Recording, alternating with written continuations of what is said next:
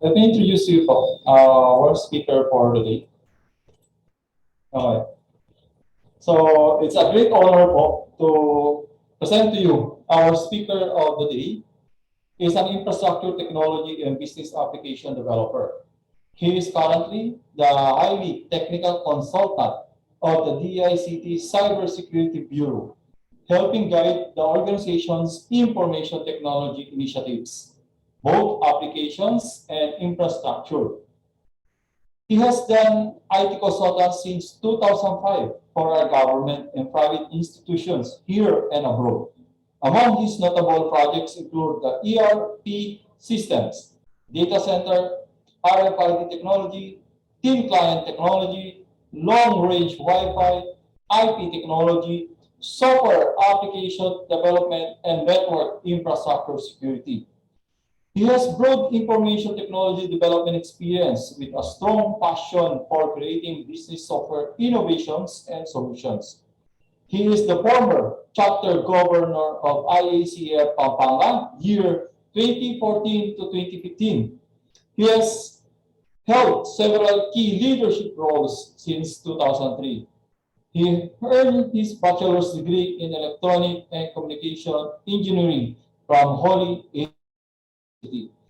With great honor, please help me welcome our resource speaker, no other than Engineer Rogelio Tiglao. Sir, good afternoon. The floor is yours now, sir. Take it away, bro.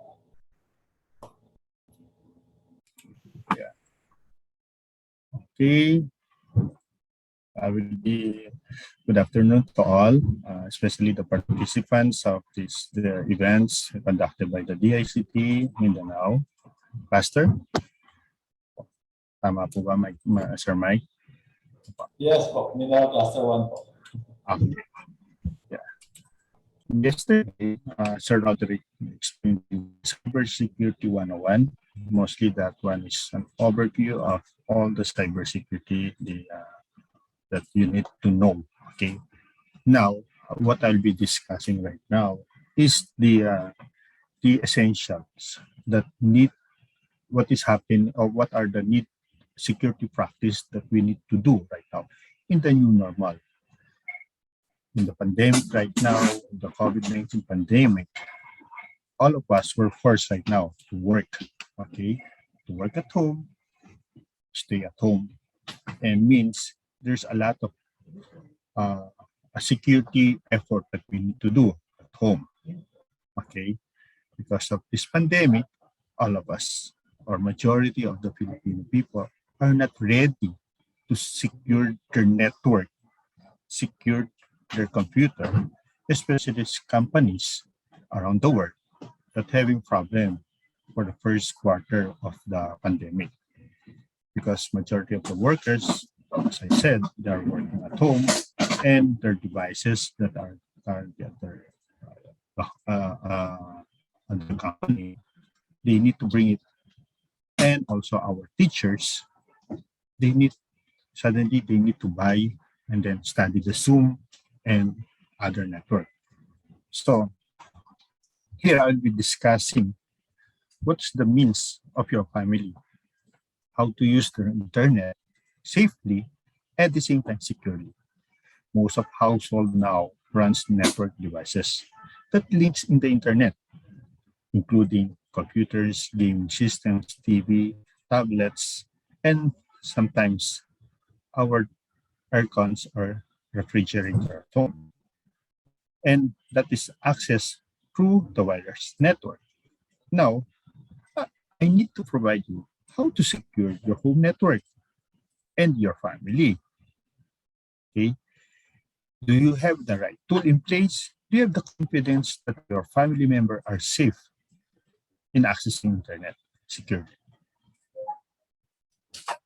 Usually, the first step is you need to have clean machines and make sure your internet-enabled devices have the latest operating systems and web browsers. Security softwares.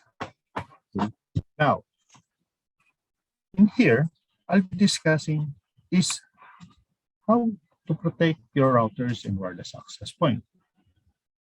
Usually, the wireless access point is you need to separate your family members that are connected in your wireless. Okay. Second, your guests. Okay. Most of the devices right now, your guest network at the same time, your family or your members in the family have only one network. So parang ang sinasabi ko is they are totally separate from each other. Okay. Now, on your devices at home is first you need to always lock your devices, whether you trust those you live in or at your work. Work information, remember, should not be shared to your family because that is, or especially outside of the company. When working at home, your computer must always be locked, your devices. Whenever you finish or something you need to have a break, you should always ensure that your devices is password locked to prevent a security breaches or something that happened accidentally. It's like you're doing something in your work using your computer, and then suddenly one of your member in the house or yung bata, suddenly na-delete nila yung file because it's not locked or wala siyang password. And hindi mo naman pwede masisi yung bata or mapagalitan kasi hindi naman niya alam yung nangyari. Yeah. That's important of locking your device. Lock and scan. Always remember, USB and other external devices can be infected by virus or malware. Use a security software that scan them. Aside that you have an antivirus on your computer, you must have an anti-malware. Because those things are two different. Okay. Stay updated. Stay updated means stay updated on the latest security of your devices. Your smartphone must be updated time to time. If there's everyone in our community or people right now are using Android. So Android, every time that have an update, don't regret it or don't now pabayaan nyo. You need to update it. Ensure you saw that needs to update, turn the update immediately and patch the update. Because those things are very important because may nakikita sila na pwedeng makapasok yung virus or makapasok yung hacker sa smartphone mo. Remember, in this world, what is important pa? Is it important ba yung files inside o yung gadget mismo? Our pictures, yung mga video natin na TikTok, kung hindi pa natin upload yun, paano natin ma-upload yun sa Facebook? Kung wala tayo nakasave, paano yung mga video yung ginawa natin? Paano yung mga special moment natin sa mga anak natin? Or sa mga girlfriend, boyfriend nyo? Diba? So you need to be update your devices. At the same time, aside to your devices, you need to update also your computer to operating systems. Update your operating systems, the virus and other malwares. Or even the softwares. Sometimes the ating Microsoft Office needs to update that one also. Okay? Having this kind of security is a confidence to yourself that you will not be infected easily. Okay? Remember, once you are infected by malware or virus, we don't know saan yung entry level niya. It's like our house. If we don't secure yung ating bintana or ating mga pintuan, hindi natin alam kung saan nakapasok yung magulang. Nakapasok ba siya sa bintana? Nakapasok ba siya sa pinto? O anong bintana? Yeah. That's the way we are securing our devices. Protect the sensitive informations. Don't overshare. Remember, sensitive information are critical right now. Sabi nga, dati ang pinaka-importante is gold or the oil. But now, data informations. Data informations right now in the black market or in the dark web, they are selling it into $50 to $200 per data.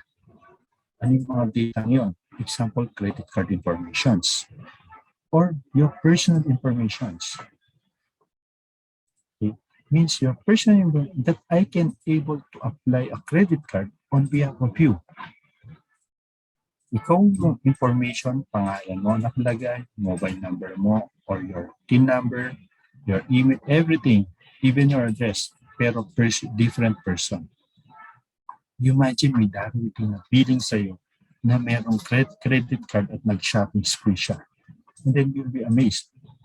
Hindi na po ako yan. Pero yung address sa'yo, yung birthday mo nandito, yung middle name ng nanay mo nandun din.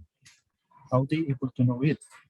Because you have able to share those sensitive information on your social network, on your computer, or on other people.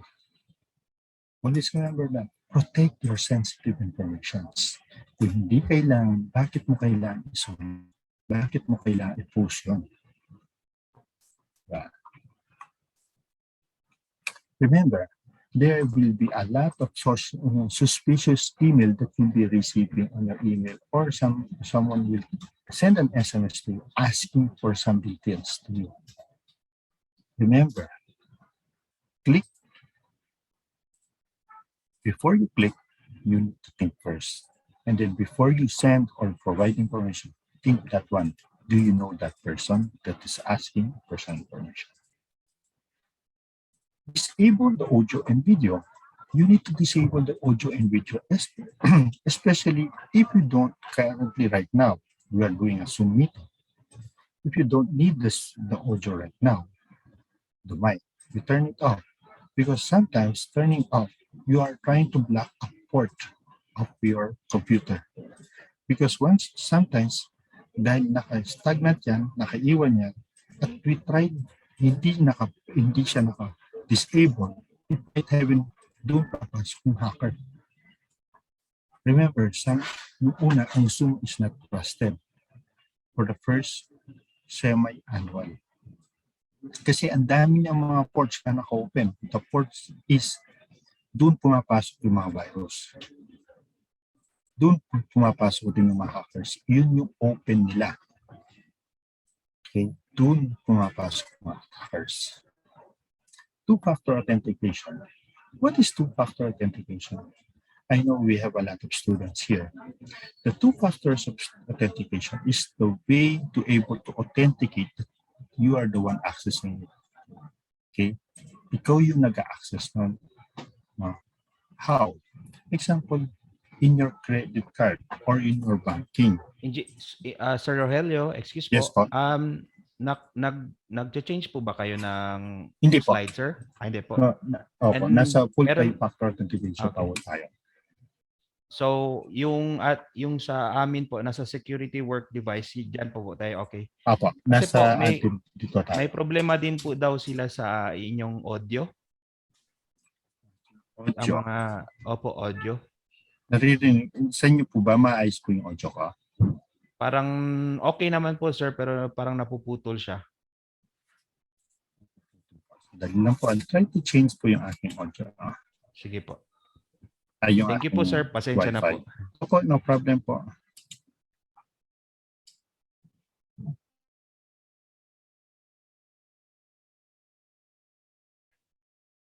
For our audiences, thank you sa comment ninyo. Inaayos pa po ni Engineer Rogelio yung kanyang connection. So, please stay lang po on our webinar. Maraming salamat po.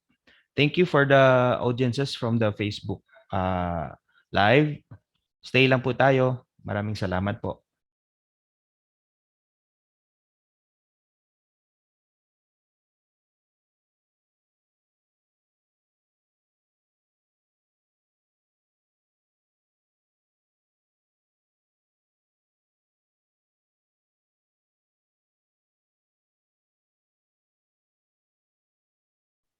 Okay po, yung sa ating evaluation po kahapon, nagawa na po yun. Bibigyan po namin kayo ng evaluation mamaya. So wait lang po, and inaayos po natin yung kwan. Sir Rogelio, okay na po ba kayo? Sandali lang po. Nag-change lang po ako ng network ko. Para at Okay na least po mas yung maganda audio usap. niya, sir. Okay na po. Okay, sandali lang po. Okay. Let's share my screen. Share. Let me know po kung makikita na po yung screen ko. Hello po. May nakikita na po ba? Salamat Yes, sir. Loud and clear. Okay. God bless. Yes po. I'm still in the first screen po. Okay. Now the two-factor authentication. The two-factor authentication is a lot of this another features for in securing your devices at home. Example, you're accessing online banking. So once you're able to log in, it will ask you your multi-factor authentication. If your bank and your mobile number is registered on the bank, it will send you an SMS. Okay? And then you need to type that one para at least ma-authenticate na kayo talaga yon. That's the important of the mobile number because that mobile number is registered on your name and it's also registered on your banking informations or other accounts. Example, it is registered on your company, and then if you want to access something, and then because they know you are outside of the company and outside of the network and or your network, so your network is not secured, it will ask you authentications that ikaw talaga yon. So even expose bigla yung password mo and your username, but your mobile number, nasa sa iyo yun, and you are holding it, hindi pa rin nila ma-access yun. Kasi yung access code na binibigay or the authentication code is nag-iiba yun every seconds. Okay. Security, cultures, and compliance. The security culture compliance, this is how is your security at home. Okay. Example, at home, me, my kids does not want to click something that they don't know. They will be asking their mama and yung mga matatanda doon kung tama ba at okay bang i-click yun. And also, one of my culture at home, me, is my kids, they don't have a Facebook account because I don't want to create their Facebook account. Sabi ko, why? Sabi ng pangalan ko, check the terms and conditions of the Facebook. Based on the terms and the conditions of the Facebook, 18 years old above. Once you turn 18, that's the time that you have your Facebook account. But kung pinalitan ng Facebook yung terms and conditions, then you can have your Facebook. Let's follow the rules. Let's follow what is the law of the Facebook. Paano kung email? Your email is I don't want control it, sabi ko. Because based on the email, you need to have an email above 18. So ako ang control, ako ang access, ako yung may username password, and ako yung naglalagin. That's my compliance. So that way, I can able to see what's happening because I'm 9 years old, 7 years old, they don't know what is correct and what is wrong. Someone sent an email to them and then they saw it because they know how to read now, and then they will suddenly send in information. What if they ask, is your dad is at home? So they will just send an email, no. Try to imagine that. How many of you at home? Imagine that's security also.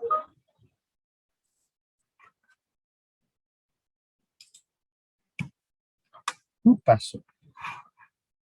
Sorry, but how to protect your router and wireless access point? This is the I'm mentioning. Your router at home, usually there are two kinds. One router is provided by your telecommunications. Yung binibigay ng PLDT, ni Globe, or Converge. Remember, upon receiving it, change the router name. Don't use the SSID or the Wi-Fi name that is being provided by your telco company. Because hackers are able to identify what brand and what model is your router. And then, kasi doon nakikita natin nila, nalalaman na nila kung ano yung default password ng account. Pati yung Wi-Fi key. You try to imagine, ikaw yung nagbabayad pero may mga nag-access sa'yo at mas malaki pa ang bandwidth nila. Always remember, change the router name. Because that router name is based on yung Wi-Fi name ng bahay mo. Provide strong encryption. The encryption of your Wi-Fi. Don't make it simple. Example, may nagtanong, ano ba yung Wi-Fi? Ang Wi-Fi key ko, 1, 2, 3, 4, 5, 6. And then it will automatically spread it to other. Imagine, ikaw yung nagbabayad, ikaw yung dapat mas mabilis. At alam mo, dalawa lang kayong nasa bahay. Pero upon checking on the router, nasa 10 ang nakakonect. At mga kapitbahay mo, nakiki-access sa'yo. Diba? Yun ang importante. And also, the SSID or the Wi-Fi name is huwag mo pagparehas based dun sa password. Okay? Lagi mong papalitan yun. Kung pwede, every 90 days, pinapalitan nyo or the same as the password. Set up a guest network. A guest network must be separate to your internal network because visitors, such friends, relatives, must have a separate, especially if you have in your house, you have an IoT devices, such your air cons, your refrigerators are connected, or even your TV. Okay? Kasi, I am doing that separate to the guest. Majority of the devices right now have a separate on that one. Meron siyang feeders on the guest network. Kasi para yung mga guest network nyo, hindi sila magsamantala yung dun sa speed nyo. Lalo na kung may naka-bandwidth limit lang kayo. Example, what I mean bandwidth limit is, what if 10 GB lang allowed sa inyo per month? Pero yung kaibigan nyo, hindi ka aware, ang ginagawa niya is nag-download pala siya ng mga movie. At 5 hours siya sa bahay nyo, and then yung mga movie dinownload niya is high definition pa. You remember, the high definitions, one movie is equivalent to about 3 GB minimum. Ang ginawa niya, nag-download siya ng maraming movies for 5 hours. Ano nangyari ngayon? Kasi bandwidth mo na 10 GB. Ubos. Now, setting up a guest network, you can able to provide them what speed you can provide to them. Ano pwede lang nilang gawin? Can you block the YouTube? Yes, you can block the YouTube. Can I block the Facebook? Yes, you can do that also. Can I minimize yung download speed niya? Yes, you can download, you can minimize it. Pwede mo lang siyang bigyan ng speed na 1 MB. Enough para makapag-chat lang siya. Enough para makareceive lang siya ng call. Enough para makapag-browse lang siya ng Facebook. Kasi hindi naman niya kailangan ng mabilis na speed o malaking bandwidth. Just nalalim na kung bisita lang siya. Hindi tayo nagiging bastos. Pero, syempre, kung titingnan na, hindi rin naman siya dapat nagiging bastos. Remember, we have a privacy at home. Network right now is a privacy. Okay? Wi-Fi at home is a privacy. Nag-usapan natin dito. The fourth one is to change the default username password of your devices. Once you receive the devices, you immediately change the username and password. Set the password na hindi alam ng telco. Kasi usually ang mga telco, they're automatic connected on your devices. They don't need to know what is your password of your devices. Because meron silang tinatawag ng universal password. That universal is connected on their devices, on their central system. So kung may problem yung device, they can immediately know it. So if someone call you, sir, may problema po yung router na provided ng PLDT, namin as PLDT. The problem right now, sir, we find something problem. Can we ask the username password, sir, so that we can able to access it? Check nyo. Are they really a PLDT? Why do they need your password? Kung titingnan natin, if they are really working at PLDT, they know what is the password and the username immediately. Because remember, meron silang isa pang username password. Hindi nyo alam yun as a end user or as a consumer.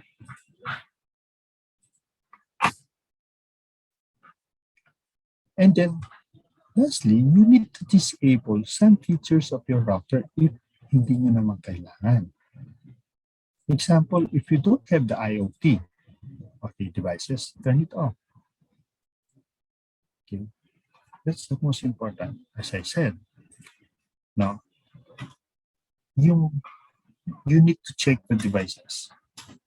Okay, and also, do a manual audit of your home network. It might happen, yung mga anak nyo na ipamigay na rin yung password ng Wi-Fi nyo. Tignan nyo yung mga devices connected. It might happen 40 yung nakakonect na sa inyo or 50 or more than 100 na. Kaya bumabagal ka na pala. And then, change the password. Diba? Now, in the password manager, good password management. A good password management, this is the most important. You must have a strong password. This way, you can able to protect your electronic account and your devices from unauthorized access, keeping your sensitive information safe. The more complex your password, the most protected your information from any threats or cyber hackers. So, how can we make your password that cannot be jeopardized easily? Here are the tips, okay, in securing and having a safeguard of your information. Use a separate password from all your accounts. I have a separate password from my Facebook. I have a separate account from my Instagram. I have a separate password from my computer and also my smartphones. Don't have only one password for all devices. If possible, okay, if possible, you must have a separate also a username for all your accounts. For example, I have a separate accounts to my work and also a separate email accounts to my personal. And I have a separate email accounts to my banking. It's a very important way para at least hindi siya iisa lang natatandaan ng mga hackers. Kasi imagine if the hackers already knows your username, ang huhulaan na lang niya yung password. Pero kung hindi niya alam yung username na ginagamit, which is usually email address, nahihirapan siya. Nag-iisip siya. Okay. Kasi, example, I usually use, sasabihin nga, give an example. Okay, I use michaeljolo@gmail.com, my username. Sugrado, yung Shopee niya, yung Lazada niya, yun din ang username niya. Sige, huhulaan ko na ngayon yung password niya. So, nakita niya at nakapag-access siya. Ano ang gagawin niya? Yung after, shopping spree. Sino magbabayad? That's the importance of having a separate password. A separate password to your Shopee, a separate password to your Lazada, a separate password to your social account or media or Facebook. Share your password. Never share your password to anyone, even to your family. Why? Kasi that's your secret, that's your personal. Okay? It's okay to share to your wife, but never share to your kids. Never write down your password to your computer, to your desk, to your drawer, or to your notebook. What if nawala yung notebook? Ano yung gagawin? What if nakakalkal ng mga bata? What if nakakalkal ng mga bisita sa bahay? What if na-misplace mo yun?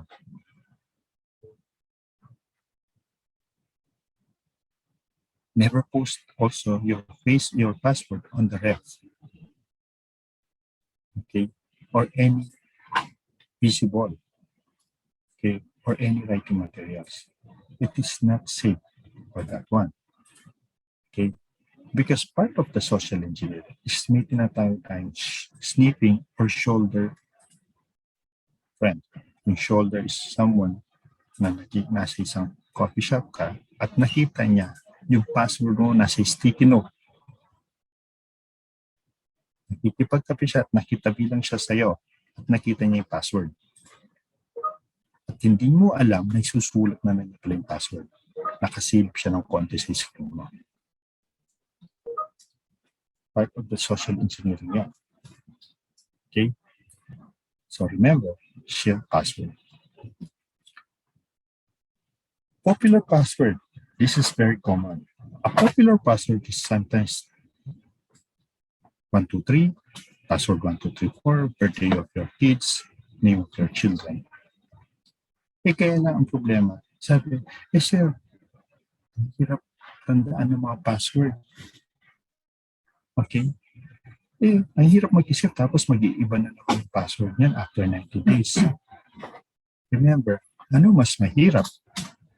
Yung ma-hack yung account mo or yung Facebook mo at magamit ng iba at palitan natin yung password o yung pagtatanda ng password.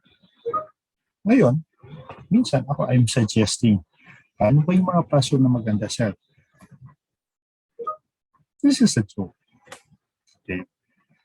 I give you a hint sa mga girls or boys.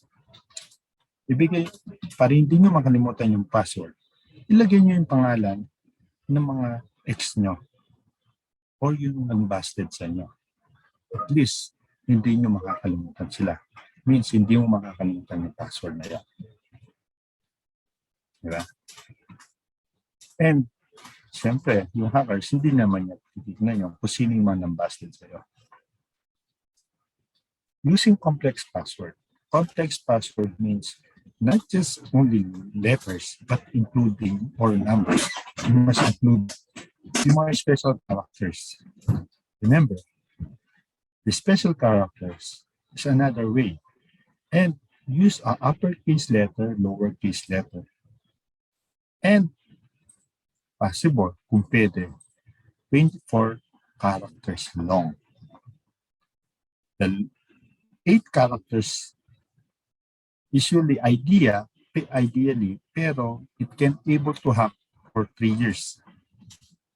Ganun kabilis ng mga computer. For 8 characters, they can able to figure out what is your password for 3 years. What if hindi nagdagan mo yan?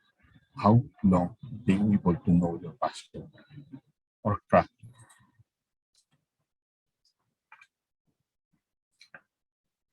Password security. Always remember, create a web security questions. The password security, ito yung mga, minsan if you forgot your password, and then you try to change your password, they will be asking you password security. Usually a password security right now, that's part of the multi-factor authentications.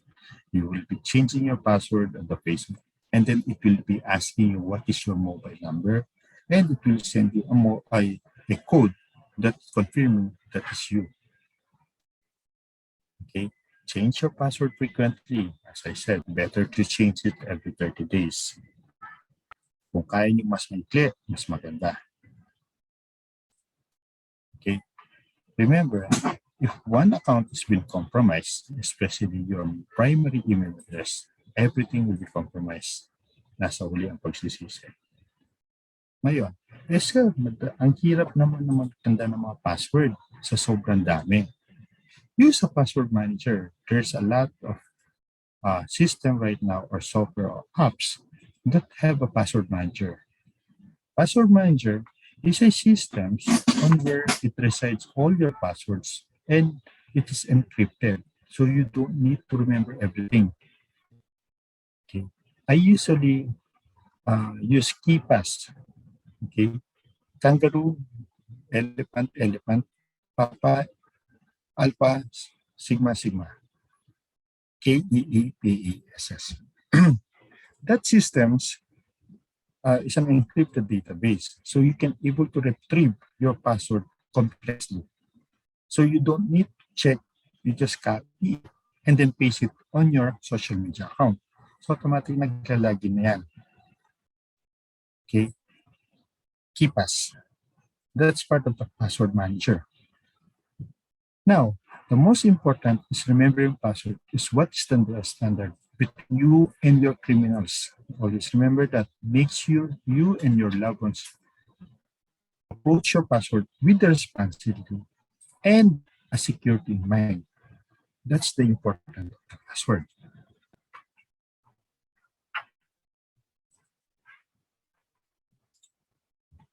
Email. Let's try to talk email protection. Right now, majority of the hackers, the entry points to able to know your accounts, your banking, your finances, everything are being received through email. Because email is very critical today in the business world. Organizations have established policy, your company, and how the information flow. Okay. Email security policy can be simple and by removing all the executable contents. And always check what is inside of the email. One of the best practice as yourself, okay, is to check and at the same time know who is sending an email to you. Kasi pwedeng victim yun, hindi siya yun. Example, someone sent an email to you by your a relative in and asking for money. I'll send the money next week. But before I'm sending a money, I'll be asking you, send the money first for me. Para at least ma-process ko yung padadala ko sa yung bayan box. At kasama nandun yung mga sapatos nyo, yung mga damit nyo, yung mga chocolate nyo, may mga konting pera. But I need some processing fee. Kasi wala akong ngayon. At yung box na yun, nakasealed na, nakapasok na, kailangan ko lang magbayad. So ikaw naman, si Petra, magbabayad ka kasi sayang yung padadala ni auntie or ni lola or ni pinsan. Nandun yun sa email, majority dun pumapasok yun. Okay? In here, I'll be discussing ito yung mga nangyayari. Sorry.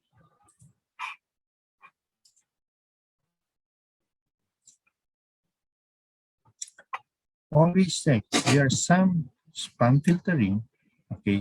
The spam filtering, ito yung on your email address kung napapansin nyo on the left side. Bakit nandun yung mga spam filtering? Ito yung mga nakadeclared na mga email address and also extension name na around the world na considered spam sila. At nanguhula sila ng mga pangalan just to able to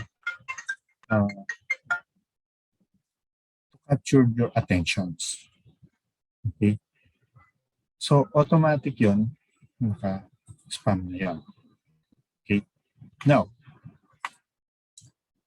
as I said, okay, sometimes the image and content are sometimes have a purpose on that one. Okay? Check that one. Yung mga attachment, yung mga link, everything. Okay? Sometimes, yung attachment, nagpapadala sila ng mga softwares na may malware. Once your computer or your devices already operated your malware, a malware is a system as a software. Dati kasi friendly lagi ang mga software. Pero ngayon, because of the involvement of the hackers, naglalagay na sila ng mga malware na that can put danger on your devices.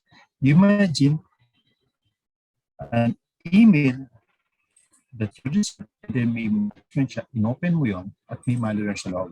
So everything what you do on your smartphone, and then you try to access your banking or your Facebook account, and then kung ano yung tinatype mo, nakikita na kagad kasi nag-feed ng data yung malware na naka-reside sa computer, sa iyong devices. Nag-feed na kung ano yung mga ginagawa mo. Nag-feed na pati yung mga features, lahat, everything, even your locations. Okay.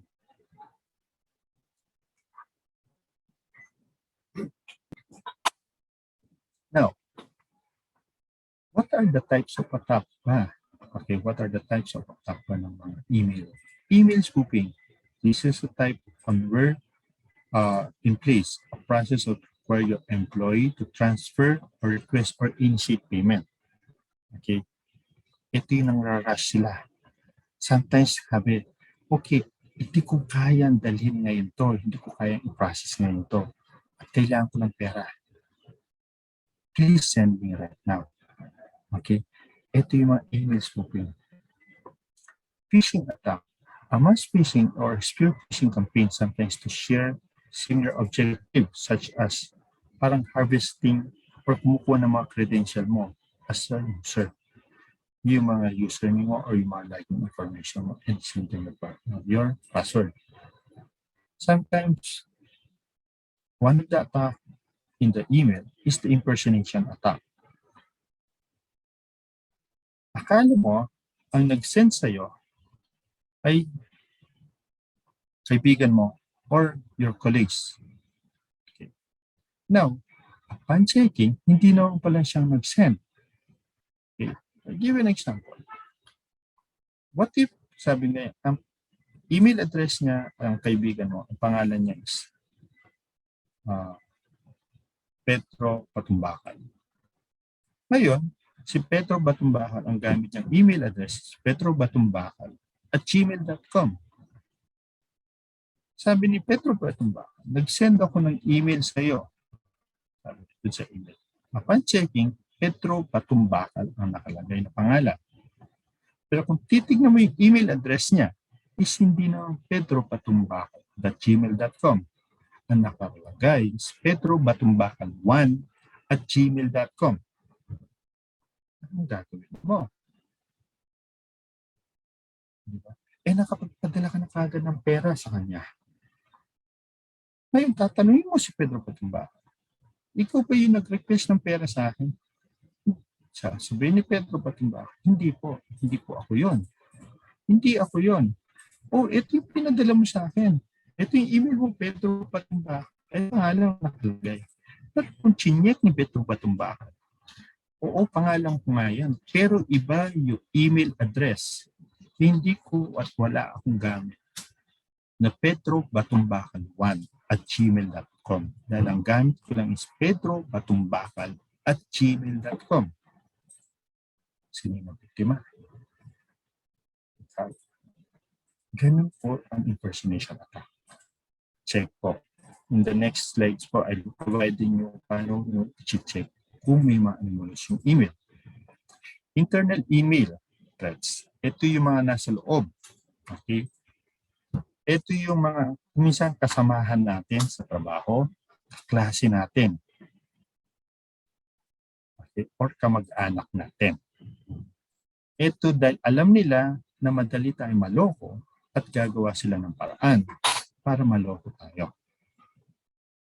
Okay? Internal. Kilala natin pero hindi ayaw nila magpakilala. Naloloko ang tao. Yan ang po yung ransomware po. The ransomware is it is a malicious attack on where your files are encrypted. Okay. Ngayon, kapag na-encrypt yung mga file nyo, dahil may nagpadala sa inyo ng email and then binuksan nyo yung attachment, automatic yung mga files mo is nakalock lahat at hindi mo ma-open lahat. Your Word, Excel, or even your pictures, lahat. And nag-a-ask ng password. Anong gagawin natin doon? Means, you need to pay money and then para ma-open mo lang yung mga files mo. That's the ransomware. That's ransomware attack. Now, what are common attacks ba sa mga email? CEO fraud in the company. And then sasabihin is, okay, I'm the CEO of the company. I've been na-hold up ako. At currently nandito ako sa isang lugar. Pwede mo ba akong padala ng pera para at least makabalik ako sa opisina? Ganun ang nangyayari. Payroll diversions. The payroll diversion is something, we cannot deposit your account right now because I think may mali ata sa bank mo. Pwede mo bang bigay sa amin username, password namin para makorek namin? Kasi ikaw, alam namin, wala kang internet sa bahay or nahihirapan kang connection. So yan. Gift card scam. Ito yung mga loyalty or what's yung mga loyalty or yung mga freebies. I'll give you a freebies. Please enter your username and password here. Parang ganun. Of your Facebook account. Supplier's invoice. The supplier invoice, ito yung mga invoices. Example, I'm pretending I'm your supplier of your na may utang ako sa iyo, utang ka sa akin. Example, ay balloon. Meron akong installment na hinulug-lugan na TV na galing kay SM Appliances. Sasabihin ni SM Appliances, ay ma'am, meron po kayong utang sa amin. Kung hindi po kayo makapagbayad, pull out po namin yung appliances na. Kindly pay on this account number. Ikaw, si Pedro, magbabayad ka kasi ayaw mo mag-pull out yung TV mo dahil hindi ka na makakapanood ng Provinciano, sabi na. Or hindi ka na makakapanood ng Itulaga. So, ang gagawin natin, magbabayad tayo. Ngayon, si SM naman, ang alam niya is nagbabayad ka sa kanila at may pumunta agent sa inyo or auto-debit yun sa credit card mo. Pumunta ka kay SM. Bakit may tumawag sa akin o nag-email sa akin, sabi, ganyan-ganyan. Sasabihin, no sir, wala po nag-email sa inyo, wala rin po tumatawag sa inyo, at hindi po namin account number. Now, nabiktima ka na. Nagbayad ka na. At hindi mo naman pwedeng i-refund yun or i-demand si SM. Kasi it is your responsibility to verify that one. Fifth one, the MA fraud. This is mostly in the organizations, in the private organization. Ito yung merger and acquisitions. Kasi sometimes the top management, kasi sila may mga binibili kumpanya or na-acquire sila and they need some funds or informations. They will pretend na nagkakaroon ng merger and acquisition ngayon. Now, they will need some informations. So they will be using an email address and then they will attack someone inside of the office ng mga key personnel such as yung mga vice president, yung mga treasurer, yung mga auditors, yung finance manager.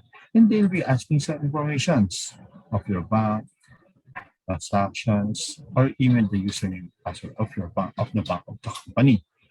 Ngayon, ikaw naman si finance manager na ibigay mo. Sino may problema na? Wala na. Wala na nga. Wala ka pa ng trabaho. Yun.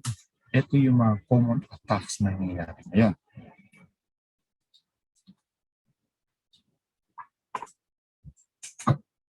Now, paano natin may iwasan to? First, always, as an employee, you need to verify. Sino ba yon? Tama ba yon? Diba? You need to verify. Example, yung auntie or kamag-anak mo sa abroad, tawagan nyo. Tawagan nyo na, kayo ba yung nag-email sa akin asking money? At i-deposit ko dito? Yun po yung importante doon. You call them. And then in your bank, kung saan ka ba nagpapadala? Example, you buy your appliances in SMSSN. Eh, hindi ka naman nag-update ng debit. Alam mo, naka-auto-debit yun sa credit card. Bakit ako mag-deposit sa banko? On this one.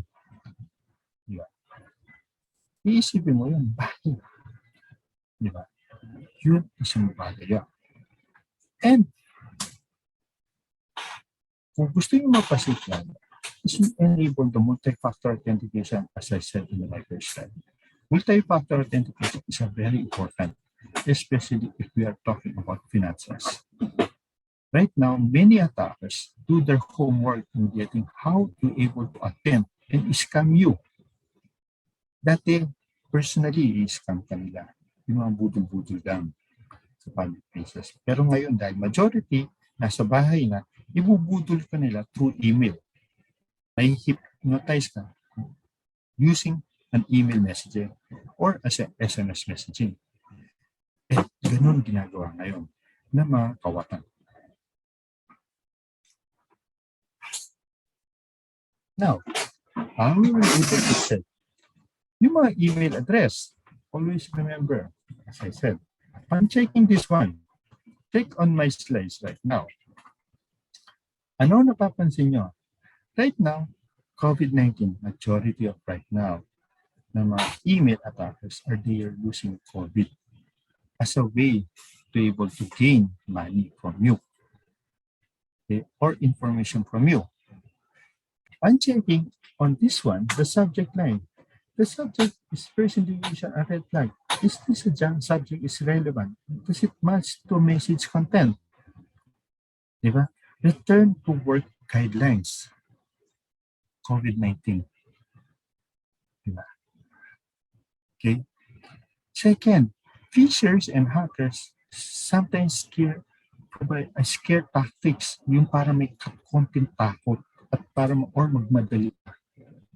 Para makapag-provide ka daw ng username, password. Diba? Sasabihin dun sa now, nakalagay dun sa subject is immediately, urgent. Ayan. So you need to check that one. Tricky ang mga yan. Diba? Okay, you verify it. Always check it. The subject. Hindi yung basa lang tayo ng basa. Now, second, from. The from is, sino ba yung nagpadala nito? Diba? Kasi, nasa sender mo ba ito? Nasa listing mo ba ito? Kilala mo ba talaga siya? Kung kilala mo siya, okay, kung kilala mo siya, tawagan mo. Ikaw ba yung nag-aas ng pera at nagre-request sa akin ng pera?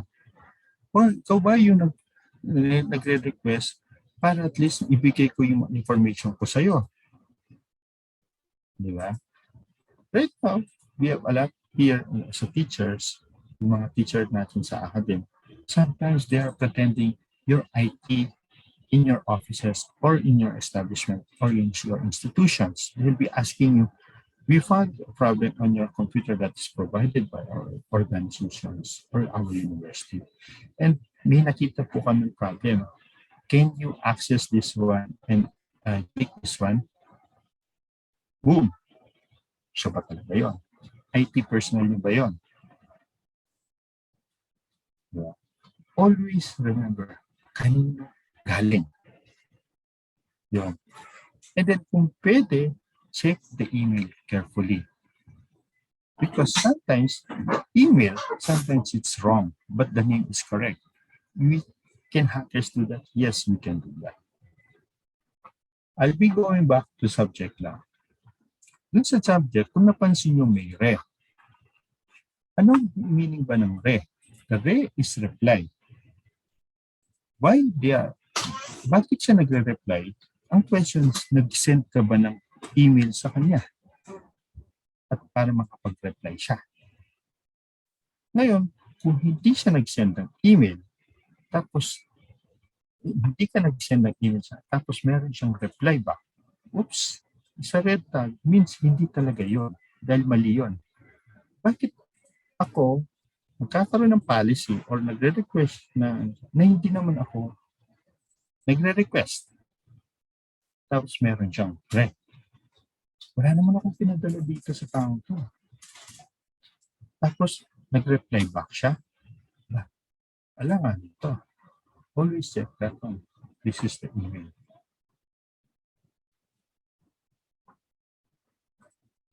Subject, the from.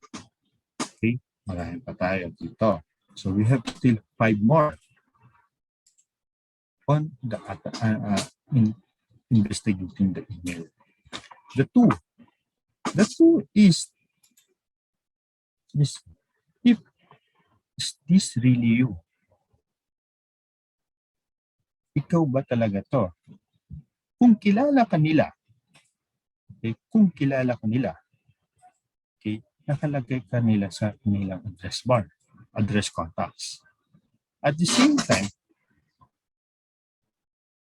yung sender is nagbabalidate pa. Parehas ba? Ikaw ba talaga yung pangalan mo o baka space lang?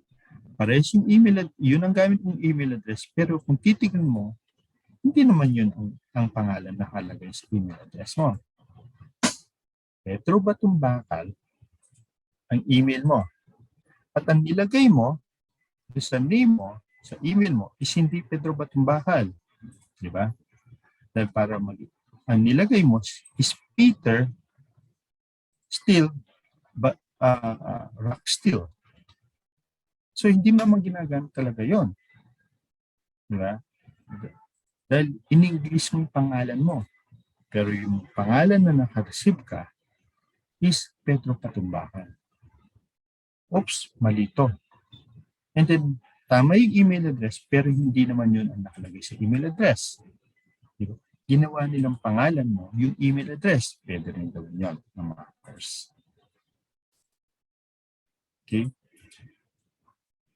Kasi the hackers able to know kung sino yung a-attack nila. Dahil alam nila kung sino yung mahina. Because they are trying to see you and trying to investigate you already. The date. Ano napansin niyo sa date? Diba? So, yung date kung napansin is 4:30 a.m. 4:30 a.m. Kung HR nyo or yung bangko ang nagsisend sa inyo at nagtatanong, common ba na mag-send ng bangko ang bangko sa inyo ng 4:30 a.m.? Ano ba ang operation hours ng bangko? Ang operation hours ng bangko is 8 o'clock to 5 o'clock, 6 to 6 o'clock. Ano ba ang HR nyo o yung co-worker nyo? Bayan ito. Nagtatrabaho siya hanggang madaling araw. Diba? 4:30 a.m. nag-send siya at nagre-request siya to return work at the office. Ang sipag nito HR nito. Diba? Check the date. Tama ba yung date? Tama ba yung kamag-anak mo? Usually, mag-i-email sa iyan yung kanilang time zone. Check mo. Verify mo. Bakit nakikisabay yata sa oras namin? Nakikisabay ito. Alam natin, nagtatrabaho siya tapos madaling araw, nag-i-email pa siya. Oops, alanganin yun. Madaling araw sa kanila. Check the time. Investigate this for the dimension. No? The attachment. Okay, here. Ito, let's not trust the attachment for this. Verify kung sino yung nagpadala at tanungin natin, nagpadala ka ba sa akin ng file or do I expect a file na ipabadalan mo? Remember, even PDF yan. Okay, PDF yan, nakakapaglagay kami ng virus, ng malware application dyan to trace you and to check you kung ano yung ginagawa mo. Okay. Check the attachment. Even isa feature yan, pwede kayong maglagay ng mga files or program sa loob ng pictures or yung mga compressed files, yung mga PDF, yung mga zip file, pwede kayong maglagay doon. Kasi once you execute that one, you open that one, automatic nag-o-open na rin yung virus or yung malware na ginawa natin na nilagay natin.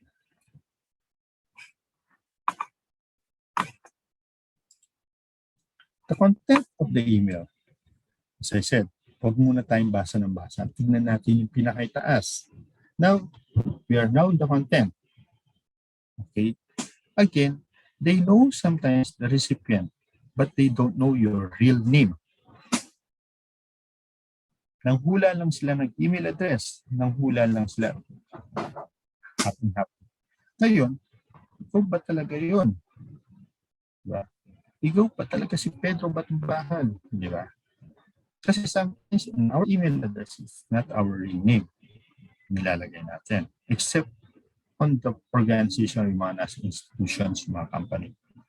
But majority, yung mga ating email, hindi naman yun ang real name natin, minsan shortcuts or ating alias ang lalagay. Ito ba lagi ang tawag sa ating client nito? Itong ating kuya or ating mga kamag-anak. Sasabihin sa iyo, kung may auntie ka sa abroad at sasabihin niya is, Dear Michael. Si auntie, hindi naman Michael ang tawag niya sa akin. Ang tawag niya sa akin, Dear Bunso. Milagro. Bakit kailan binigay ang pangalan na binigay sa amin? Alanganin mo ito. Di ba? Tignan niyo yung mga yon.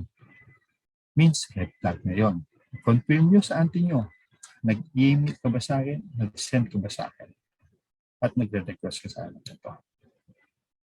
Always remember, majority of right now, banking, yung mga bangko, yung mga Shopee, si Lazada, okay, yung Facebook, okay, or our organization, yung mga ating institution kung saan tayo nagtatrabaho, they are not asking information via email.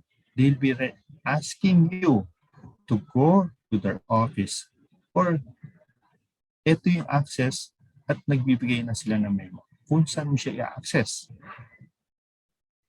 para makapagbigay ng information. And usually, they are providing a memo first. Remember that. Never give personal information.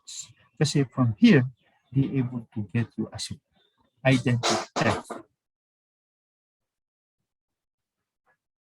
Okay po? Now,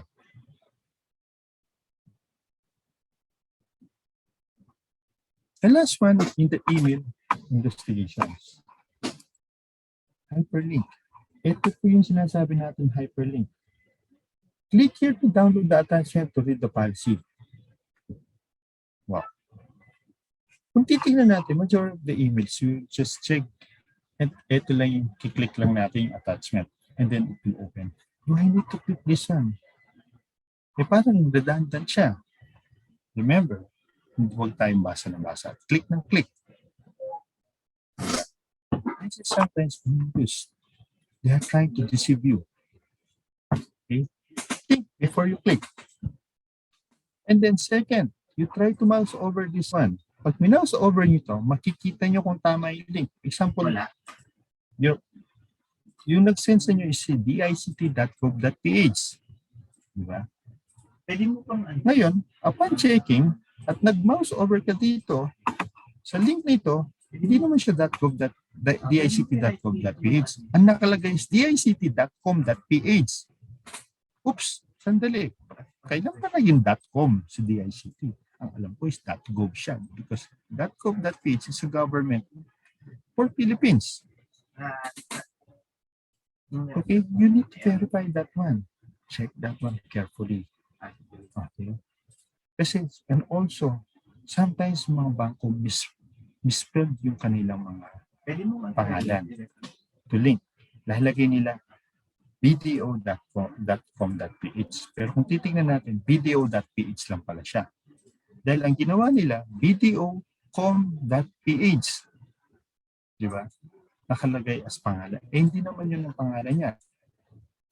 Second one. Kung napapansin nyo rin, sometimes, yung mga domain or pangalan ng link is mali-mali spelling, as I said. Security Bank. Pero hindi naman pala siya security dahil yung RNI is nakatuglong at ginawa nilang N. At biglang basa mo, Security Bank. You check that one. Okay.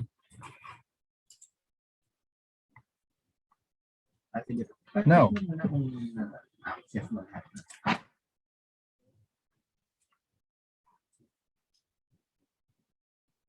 how to secure ba yung mga ating mga email protect, ating email?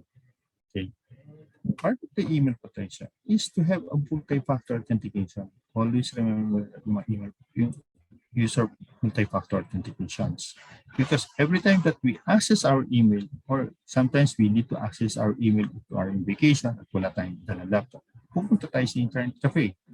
Ngayon, because you are accessing your email, and then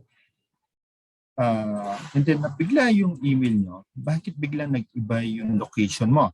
Or iba yung devices mo? So they will ask it, no? Are you the one accessing it on this computer? Gmail have that like features of that one. And then it will send you an SMS. Kindly type or enter the code that will be sending to your mobile number. That's the multi-factor. That's the important. Always remember that. Now, cloud storage. Bakit may kailangan ng cloud storage ba? What is important ba ng cloud storage sa atin? Ayun. Cloud. In the iPhone is iCloud. In the Microsoft is OneDrive. Why do we need the cloud? Ba?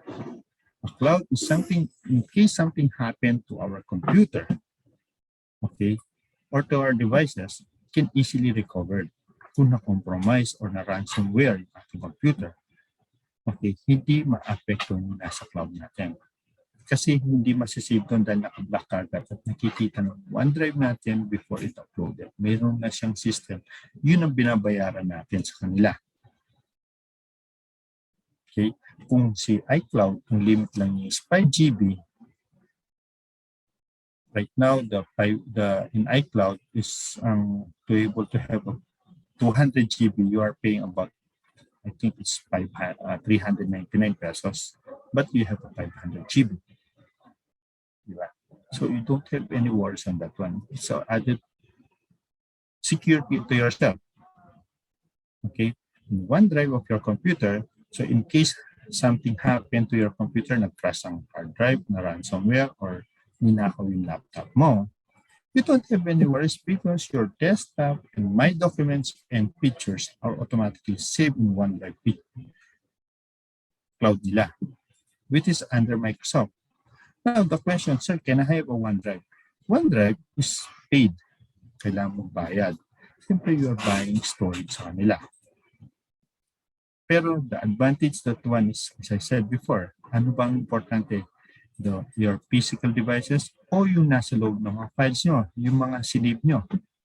Imagine, sabi nga kung ako yung estudyante at nag-crash bigla yung hard drive at nakasave doon yung thesis ko, lahat ng thesis ko, yung one sem na pinaghirapan ko, so, bigla nag-crash at bukas na yung presentation at hindi ko pa mag-print at sana mamayang gabi na ako gusto ng print, bigla nag-crash yung hard drive mo. What will happen to you? Ano kaya ang gagawin mo? Now, because you have the OneDrive or cloud storage backup, you can able to retrieve it easily. You can able to immediately get it easily. You just change the hard drive, format it, install the Windows, and then access it in your OneDrive. Or go to the internet cafe, access your OneDrive locations. Si Google meron din, pero limited lang. So, yun yung mga importance ng ating cloud storage. There are a lot of types of cloud storage. What we call is the block storage, the file storage, and the object storage. Ano ba yung difference nito? The file storage, ito yung mga OneDrive natin. Ito yung mga G Drive, Google Drive. The block storage, ito yung parang proprietary for every companies. Parang the block storage, kung dito, all your pictures, your documents, and your desktop, automatic siya na bala nagsisegregate dito. It's a system that you're buying from them. Every time that you acquired cloud storage. What is the object storage? Object storage, ito yung mga systems.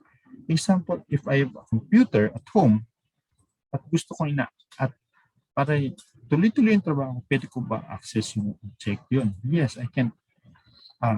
Parang meron akong virtual OS sa cloud. And I can run it immediately. Of course, if you have that kind of systems, you must have ikaw yung magbabayad ng license. Pwede ba ako, sir, maglagay doon ng mga private? No. Diba? Pwede yung mga pirate nyo, ilagay nyo doon sa file storage. Pero huwag nyo ilagay doon sa object storage nyo. Depende yan kung sino yung acquire nyo, kung anong acquire nyo sa klaseng storage type. Pero majority right now, they are file storage. So, ikaw ang bahala mag-organize ng mga files mo. Dati kasi, yung mga file type or yung file klase ng mga file na is automatic system or yung service provider ang bahala sa kanila.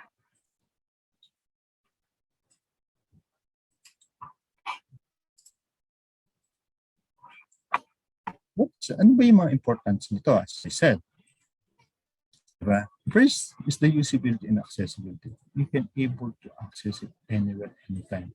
You can even access it in your mobile phone.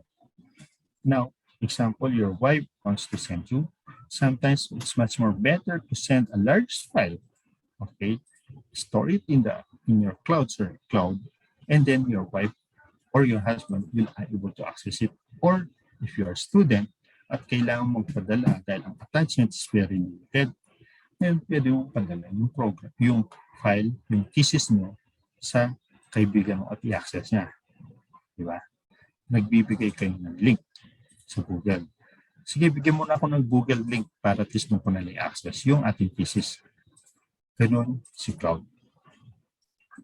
Security. Sometimes we are trying to provide security in our cloud.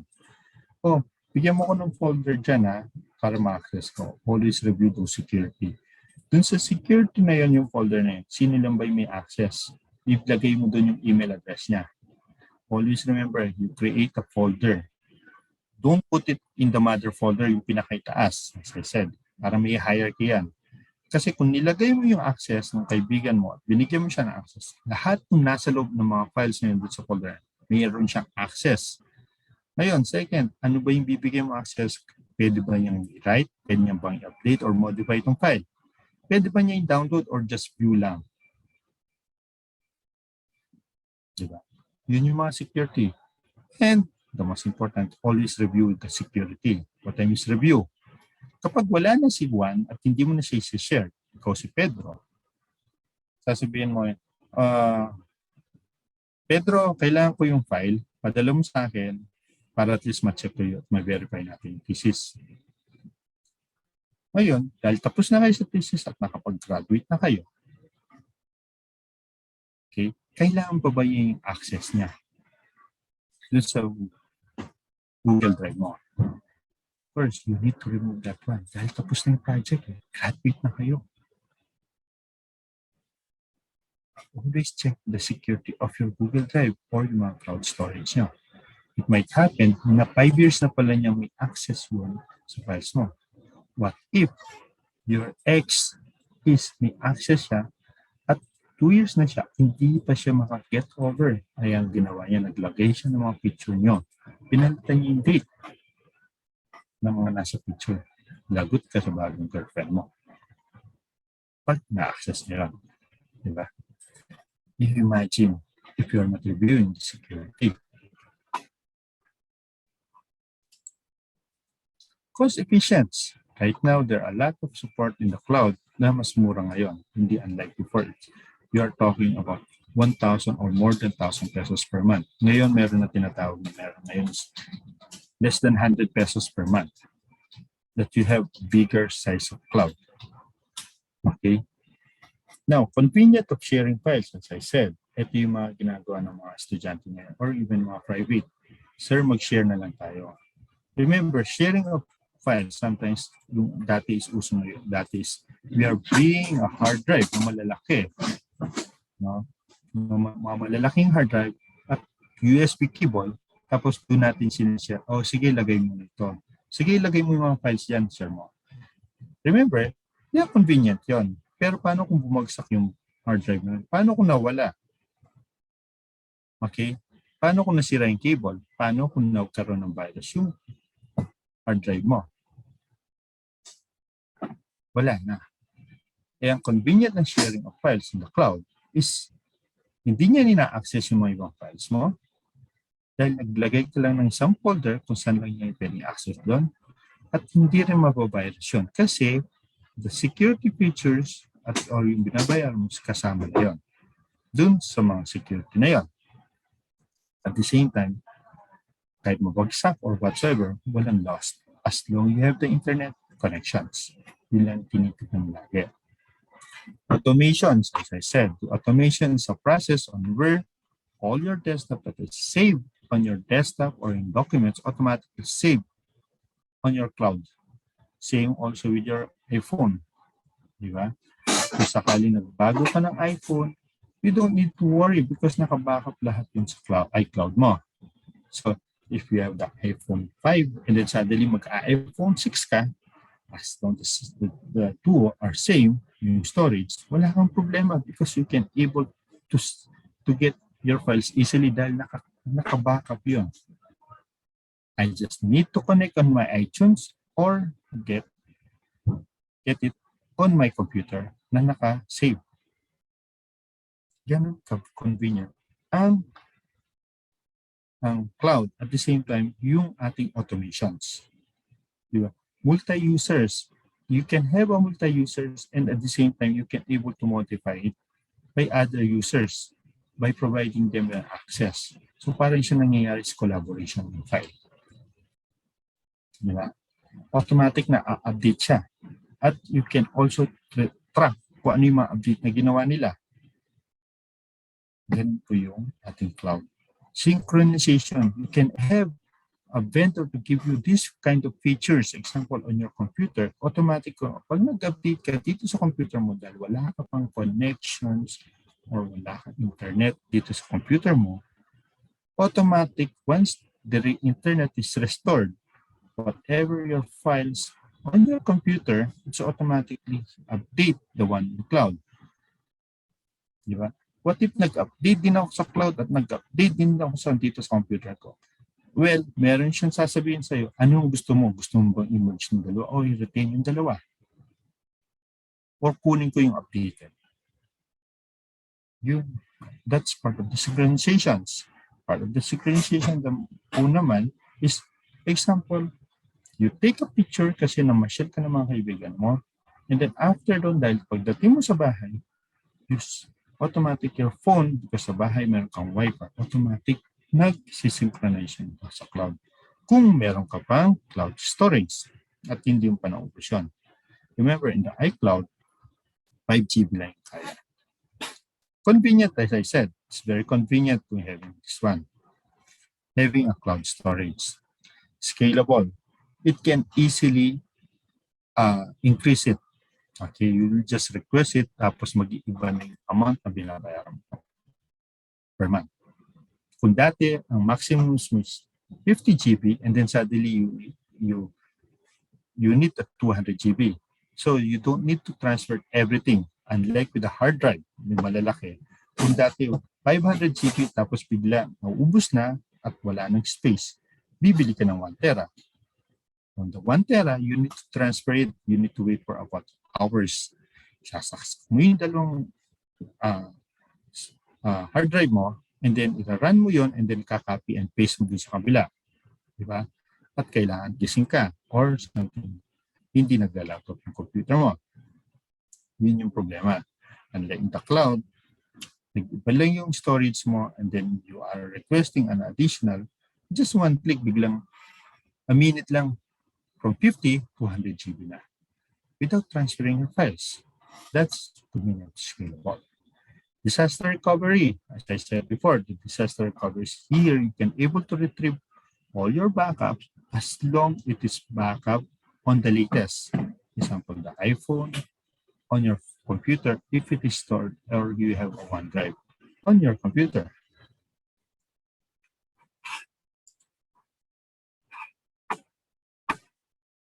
Ito yung dapat huwag niyong gawin. Okay? In having a OneDrive, drag and drop. Okay? Ito yung cut and paste. It's better to use a copy and paste because sometimes the cut and paste, because we are relying on the internet, the cut and paste, cut tayo and then pinaste natin sa cloud. Sometimes magkakaroon ng disconnection. And then kasalukuyan nagkakopy siya. Automatic, minsan corrupted na yung file na pinapin natin. That's the reason of copy paste. Kapag kinapin natin at pinis natin at hindi pa siya nailagay doon at naputol ang connection, wala itong problema kasi yung ating source of file nandun pa. Diba? Ngayon, kung meron na siyang existing doon sa cloud, okay, magtatanong siya, which one do you want to obtain? Do you want to overwrite this file? Yes, of course. Internet dependency. The cloud is very dependent on the internet. You can, sir, yes, dahil lahat ng mga computers ko nasa cloud. Paano kung wala akong internet? At kailangan lagi sa internet.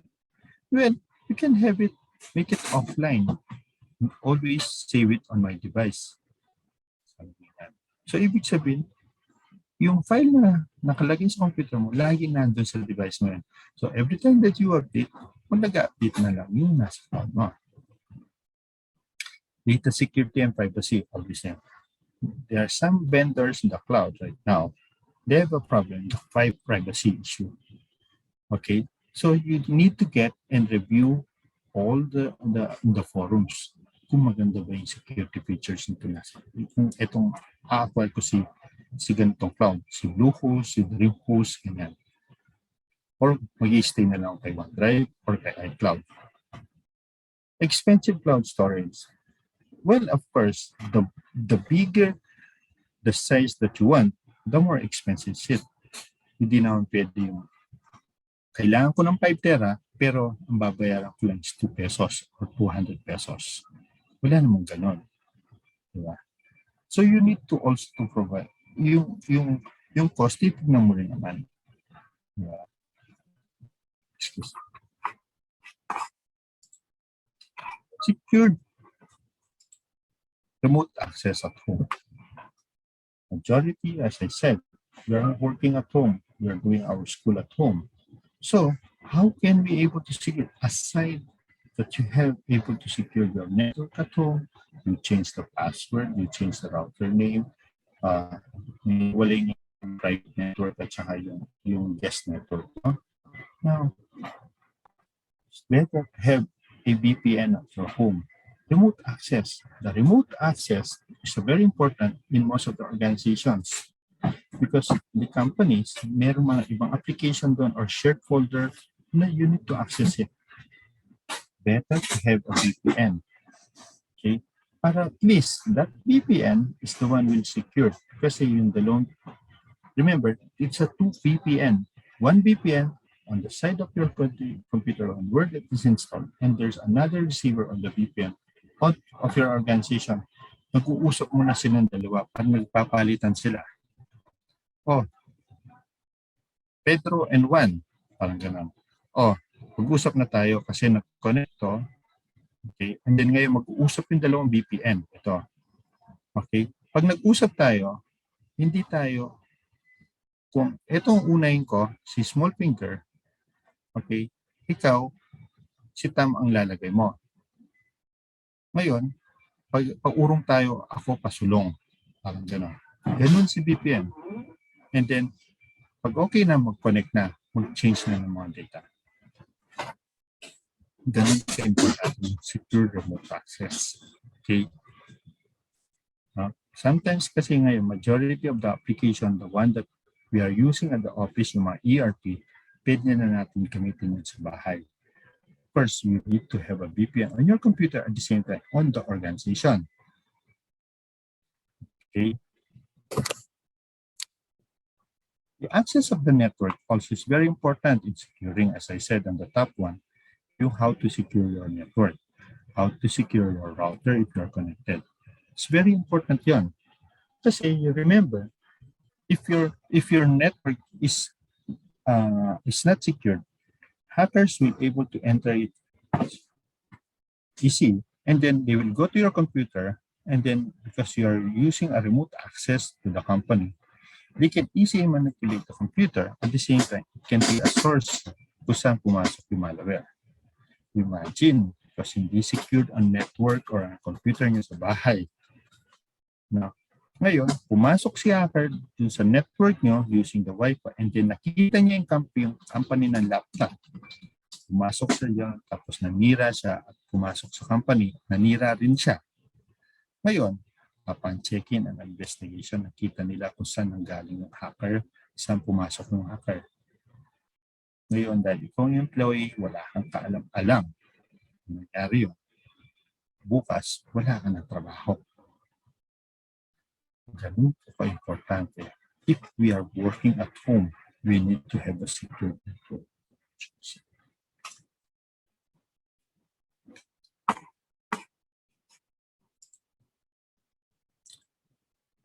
Secure remote access, ano ba yung mga kailangan natin dito if we want to have?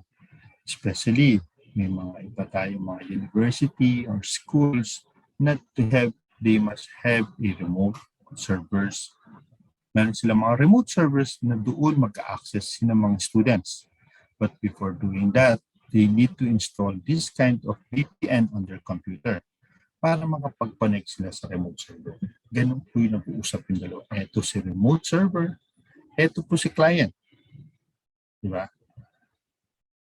Always na ganun yung communication ng dalawa. That's the way of VPN. Kung napansin nyo dito, meron tayong remote locations and network access servers. Lahat ito sila magbe-verify yung mga magko-connect sa kanila. And also sila na rin ang magbabandwidth load balancer, maglo-load kung sino yung lalagyan nila ng maayos na connections para at least hindi sila nagsasapawan. Okay? So, ibig sabihin, if we will be designing a remote access on a company or organization, we must have the idea how the network on the VPN or remote secure remote must be designed. Okay.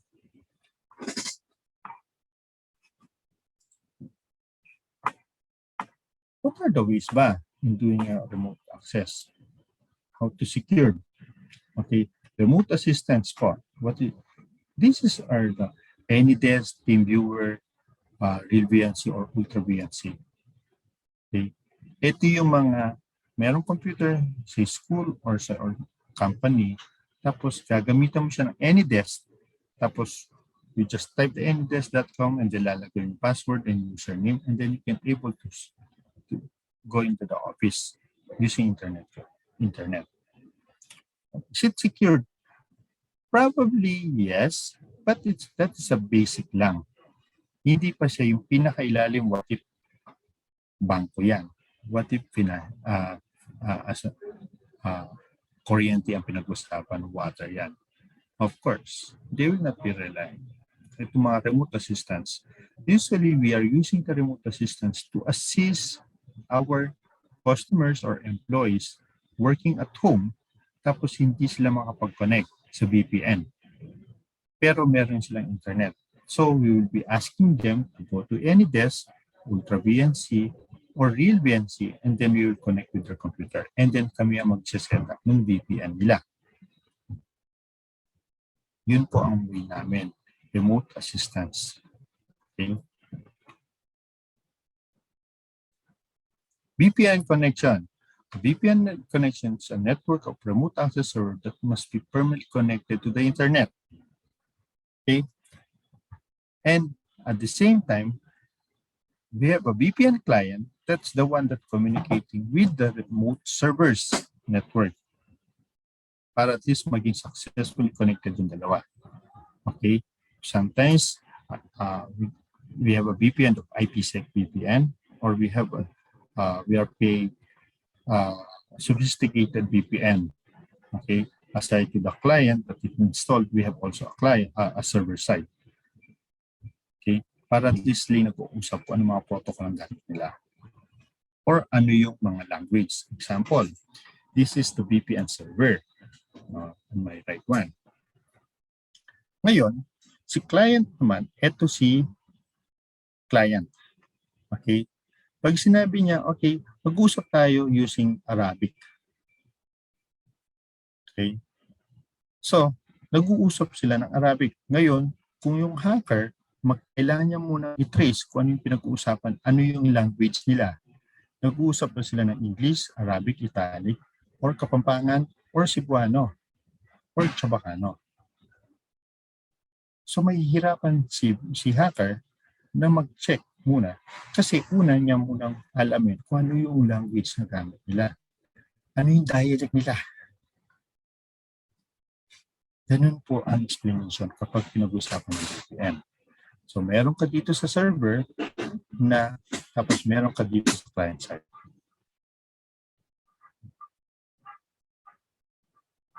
Ano po ba yung mga iba't ibang klaseng VPN? One is the direct access. This is provided by the Microsoft. Of course, if you are using a direct Microsoft direct access, on the other side of the server, kailangan direct access sa server side ang gamit niya. Okay? kailangan lagi mag-asawa yung dalawa. Okay? Hindi pwede. Nag-install na ako ng VPN sa computer ko. Remember, those VPN that is free, it's free. Okay, remember, libre lang yun. Pero, kasi you are using their internet, their connection. Bakit? Example po. Ito po yung VPN natin. Ito yung sa ating computer. Dati, two-way, the private. Ngayon, ito sa VPN naman, na mga free na VPN. So, ibig sabihin, ito si client, no? Ito yung dinownload mong VPN. Ngayon, itong VPN na ito is provided by me kasi kumuha ka ng libre. So, yung internet ko, gagamitin mo para magkaroon ka ng secure. At dumaan ka sa network ko. Would you think, hindi ba ako nag-i-snip or tumitingin sa network mo? Hindi ko pa tinitingnan kung ano yung mga logs na ginagawa mo. Kasi isi-secure ko yan, lalo na kung libre. Bakit ako gagasto? Bakit ako mag-i-invest tapos pamimigay ko lang ng libre? Para magkaroon sila ng VPN.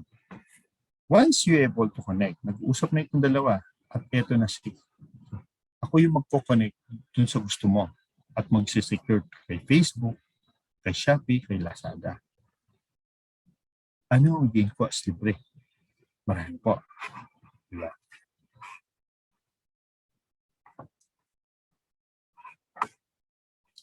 Ayun po.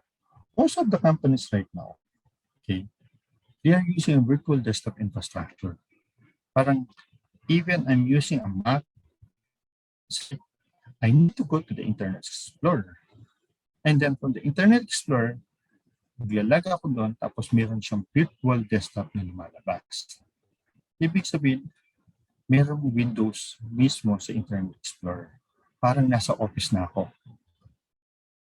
Okay? Na naka-prepared na. Okay? I'll show you the illustration. So, parang ito, si server nyo, and then may mga desktop virtually na nagra-run na. Ngayon, ikaw si client na sa bahay. I'll just have a username password that is provided to IT, and then pwedeng ito na yon, nag-access na virtually. So parang yung computer na yun, nasa opisina yon. At you can access it anywhere, anytime. Virtual desktop. Of course, this virtual desktop, may mga open source, pero of course, yung mga open source, ito yung mga virtual box.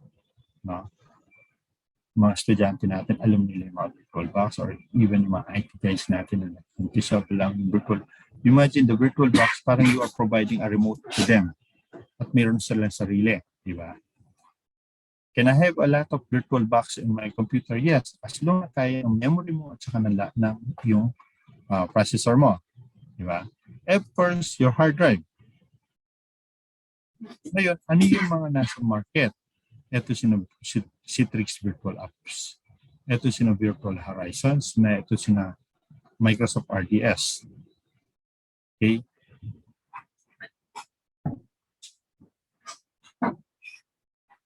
No. Usually, ito may mga bayad po. Okay? Ito yung mas common ngayon na ginagamit nila.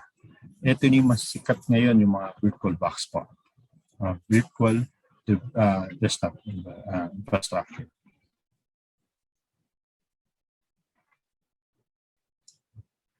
Now po, ano po ba yung risk? Okay. Ano yung mga risk in having a remote access through home? Remember, we are using the computer at home. Okay. The question is, yung bang computer natin, kasi personal natin yon, hindi naman provided by the company.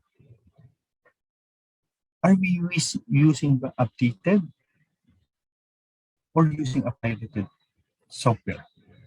Remember, those pirated are being cracked. Pero yung mga crack na yun, may mga naka-insert na malware or a program to be able to sniff you, to check out with you.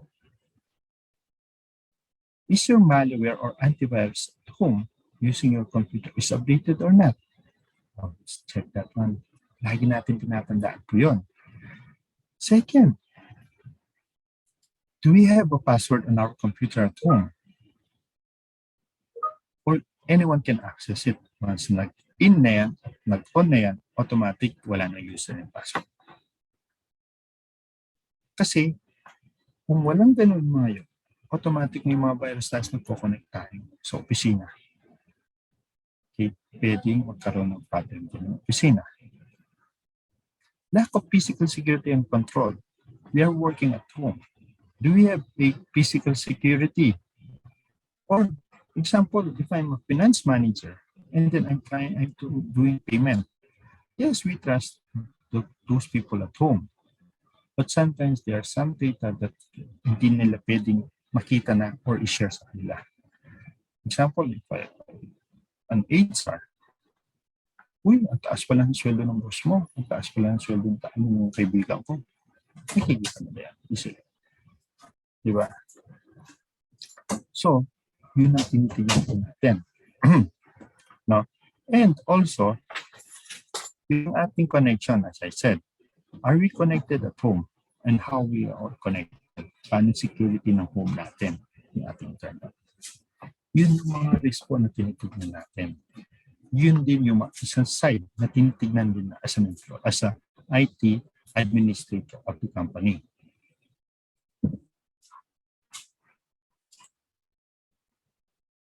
In summary, at home, do use a secured network for home, as I said. No, it's very important to have a secured or a better security at home. Set a protocol, set a guidelines at home. Okay, yung mga anak natin, let's try to provide them, huwag pamigay yung ating Wi-Fi key. Diba? Or yung passcode ng ating mga computer, or mga password, or yung mga ating mga cellphone. Don't use a computer that's inaccessible to any place of the house. Remember, dahil na kung nasa apartment tayo or nasa compound tayo, don't access some critical information, okay, that your family can share or can be accessed. Now, sometimes, and also, printing documents at home can be unsecured. Better to shred them, or sometimes it can be viewed by unauthorized. Now, we will be working at home and then we need to print something. Let's ask one of our colleagues in the office to go to the printer and get it and give it to the boss, sign it. Okay? Anything that you throw or printed at home, you need to throw it away immediately or better to shred it. And don't default in the email spam, as I said. Sometimes because we have a secured network or in our office, the network are secured and it passed to our network security. Wala tayong magiging problema. Now, do log off if you walk away. If you go to the CR, if you need to cook or have a coffee, log off muna kayo. Okay? Para at least hindi magkaroon ng problem. Kung sabi may na-enter or na-delete. Okay? Hope you learn a lot in the security practice that I'm discussing right now. Later po, I will be discussing another one, the social engineering. Ito po yung common. Paano ba nangyayari ang social engineering? I'll be providing some dito po. Okay? Yun po. Sir Michael, can we have a break po? Thank you po. I can entertain question po. Sorry po. Siguro sir, mamaya na lang po after ang question. Okay lang po. Okay lang po. Okay po, sige po. Okay, guys, we'll have a 10-minute break. Just sit back and relax po. CR break and coffee break po like that. Maraming salamat po.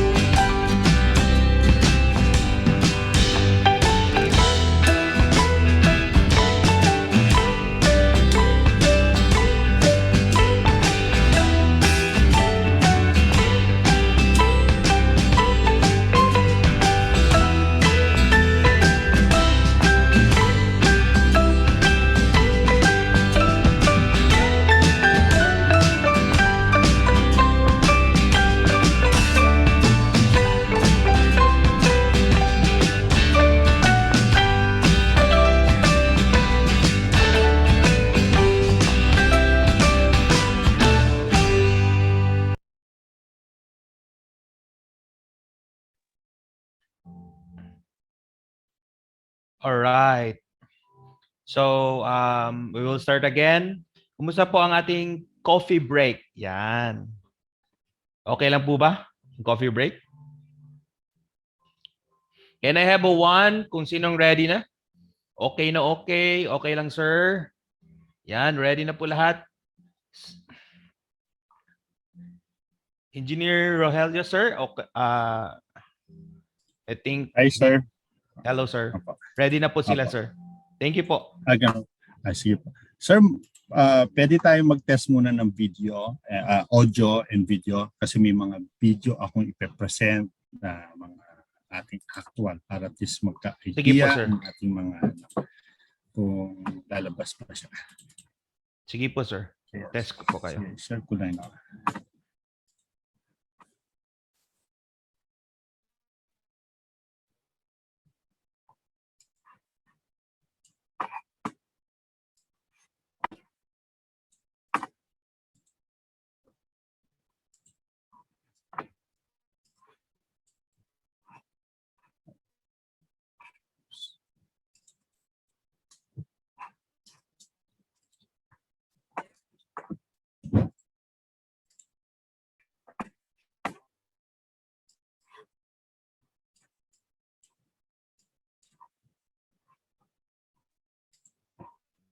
Muna po ang share natin.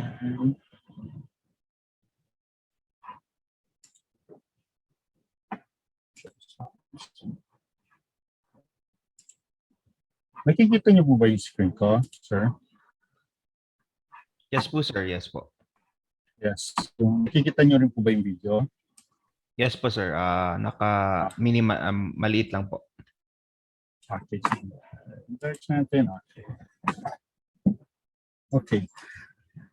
What will I be discussing today? Okay. Ito yung mga ating, paano ba nakukuha yung mga password natin? Paano ba nakukuha yung mga credential natin? Yun. Okay, ano ba yung mga tactics na ginagawa ng mga hackers? Right. Ito, this is known as social engineering. Social engineering, it is a science, on feeling uneasy, parang gano'n, or suspicious charges. Okay. Example po dito. Give you an example po this video.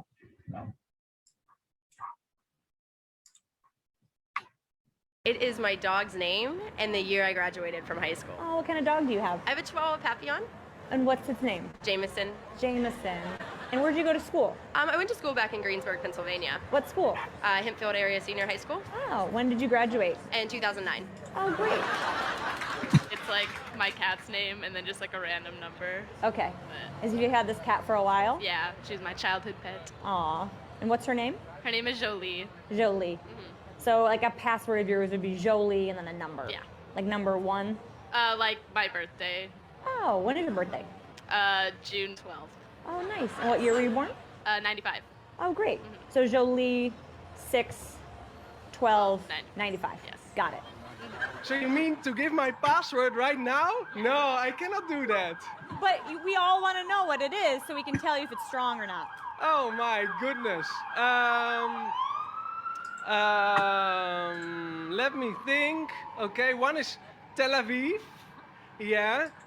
468, and then Israel. It's only 3, but it's for me it's strong enough. Ireland, 1, 2, 3, 4. Gemma. 1, 2, 3. Spelled Gemma. Well, most of them are Italian. Oh, beautiful. Yeah. So what? Like what's a good Italian password? my grandma's name, What's your grandma's name? Maria. Maria. So Maria is your password?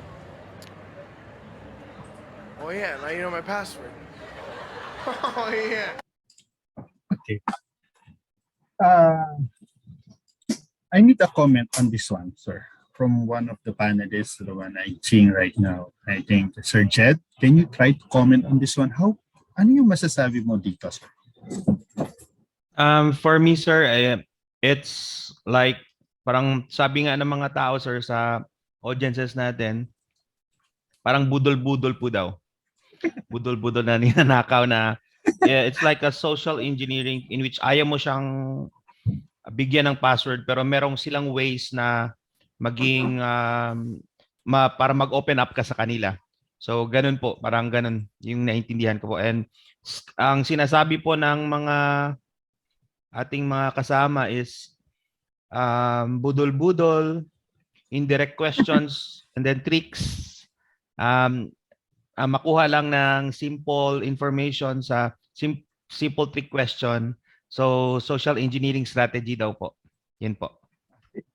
So, most of what I'll be presenting right now is like a video saying now. And I want your reaction. Okay. And I'll be asking Sir Jed to read some of the comments on the chat. Okay. And to make you be aware, ano ba talaga nangyayari? Paano nakukuha using social engineering? Yung kanina dinidiscuss ko po, just a little portion lang po yun. Okay? Social engineering is a lot of way. Maraming gawin. Is how they able to gain yung mga password po. Always remember, as I said, ito si hackers, madali na siya makakuha ng information sa labas using social engineering natin. Ito rin, sasabihin niya rin, bakit ba kayo ginagawa nito? Ito, nakikilala ko si Sparrow sa inyo.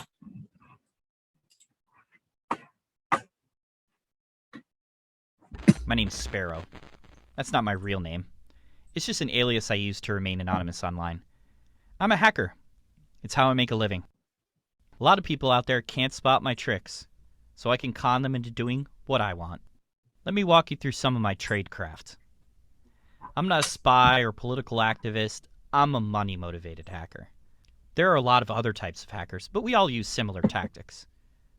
What I'll be going for is your organization's financial account information. Even better, your customer and employee databases and access to your email server. I'm also looking to get my hands on any large amount of confidential employee information, like tax records. Comment po, Sir Jed? Sige po, mga audiences, comment po. Ano po yung comment niyo sa video kanina na binigay ni Sir? Excellent hacker, white hat hacker, black hat hacker, ethical hacker, hacker, motivated, money hacker, self-proclaimed hacker, and yun po, sir. Robin Hood daw po, ang iba. Robin Hood. Oh, okay. Sige. Eto po. My goal is to target you and your organization. I'll begin my scam with a program that searches illegal websites for usernames and passwords you may have used before. Because many people use the same password for multiple accounts, I can easily hack into a lot of websites. If I get a hold of credit card info, I sell or trade it. If I get full access to your organization's bank accounts, I can make transfers to accounts I have access to. Expert hacker. Opo, tama po. Kasi actually ganun eh. Now, how are they able to gain access ba? Di ba? Ito yan. Once I have access to all those usernames and passwords, the rest becomes easy. I'll send out emails, posts, comments, and tweets, masquerading as the real owner of the account. I trick employees into clicking on links or opening infected attachments. From there, I have free reign. I can install malware on your device, infiltrate your email system, or install ransomware that will deny you access to your computer and files until you pay me a ransom. My bag of evil tricks has no limit. But before I can do those things, I must find a way into your organization's network. So, imagine, once you're able to gain the access, sinabi na rin niya kung paano siya nakakapag-gain ng access. Means, he will try to install malware on the devices, diba? Infiltrate your email, sending an email to you using phishing email. And then, from then, he can able to capture everything, access everything, your computer, your devices.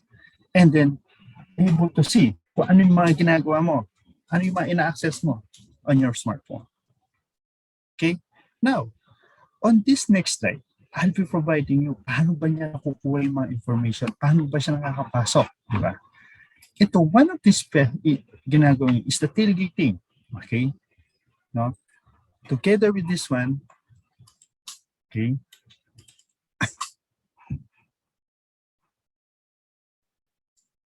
I might also tailgate you or one of your coworkers. That means I'll follow you into the office and act like I work there. I want to see how much information I can steal with physical access. Be aware. A social engineer follows you or your coworkers inside to get physical access using some kind of trick. I won't have a badge, or I might have a fake one, so you'll have to let me pass security. I might say, "That's weird. My badge isn't working. Can you let me in?" Some people want to be polite, so they're very helpful. Makes my job easy. Look sharp. Here's another red flag. Social engineers won't have a badge, or their badge won't work, so they'll have to ask you to let them in. So, our ID, they tailgate us, di ba? Pasok siya kasi, kunwari yung ID niya ay ayaw pumasok or ayaw at nasira. So, gagawin natin dahil sa sobrang bait ng isang customer at kahit pogi si hacker or maganda si hacker. Uy, gusto mo mag-impress as an employee. At dahil gusto mo siya makilala, sige, pasok ka. I will swipe my ID for you. Diba? That's the middle. Yes, tama. It's a middleman attack. Tama si Sir Jeva. Okay, there's a question here. Anong klase si I love you? Si I love you virus. This is a virus na auto-execute on bot. Delete all executable file. Okay? Ito yung mga sinauna. Ito yung mga nauna na. Okay? Ito yung naging sikat. Kaya naging sikat ang mga Pilipino. Okay. There's another one na klaseng ng pagkukuha. Once I'm inside your organization, I could plant a sniffer, which is a network monitoring device. This will collect all sorts of useful information and send it to me. To do this, I'll need to hang around reception or another area until no one's around. I might even be wearing a uniform to look official. Shut the front door. Someone unknown hanging around, even in a uniform, is a red flag. So, it discriminates you. Parang nagre-replicate siya na employer rin siya ng company. Or, as I said, parang papasok siya, sabi niya, ako po yung pinadala ng PLDT to check your router. Ako po yung bangko para kailangan yung makutang niyo po. Yun yung ginagawa ng mga hackers din sa inyo. Diba? Shoulder surfer po. Paano po ba si shoulder surfer? While I'm in, I might get lucky and pick up some usernames and passwords just by shoulder surfing. This is when I look over your shoulder at what you're typing. Okay, this one sounds obvious. Looking over someone's shoulder. Keep your eyes open and know what's going on around you. My job is made so much easier when people leave their computers unlocked. I can get right in and many times get access to the network. I don't even need to crack passwords. It also helps me out when employees leave important documents right out on their desks. Sometimes I can even find a sticky note with passwords. Now you see them, now you don't. People, lock your workstation when you step away from your desk. Just make it a habit. Also, adopt a clean desk policy. This means making sure that all important items, like printed material or password lists, are kept out of sight and locked away. So, while I'm in, kung may nakitabi sa inyo sa Starbucks, huwag niyo isipin na parang nakikiamoy sila dahil mabang kayo. So, maybe they want to capture something from you, your password, or dahil may nakalagay na sticky note on your computer. Diba? So be aware on that one. Now, this one. Another favorite tactic is creating a fake profile. I might use it to contact you in a seemingly harmless way, like expressing interest in something you posted or flattering you about your profile picture. The point is, I could become anyone I want to be, and create an online persona that gets your attention. Once I have it, I'll send you a message on social media with an infected attachment. When you click on it, bam. You just let me in with that one mistake. You thought you were talking to someone harmless, but it was really me the whole time. Social engineers are getting more sophisticated and aren't just using email anymore. If anyone asks you to take an action via a message on a social media platform or any other site, it's a red flag. Okay? Baka dito, sasabihin niya, uy, friends ko si Piolo Pascual. Fake profile. Make sure si Piolo nga talaga yun. Ang friends mo ang nakipag-connect sa'yo.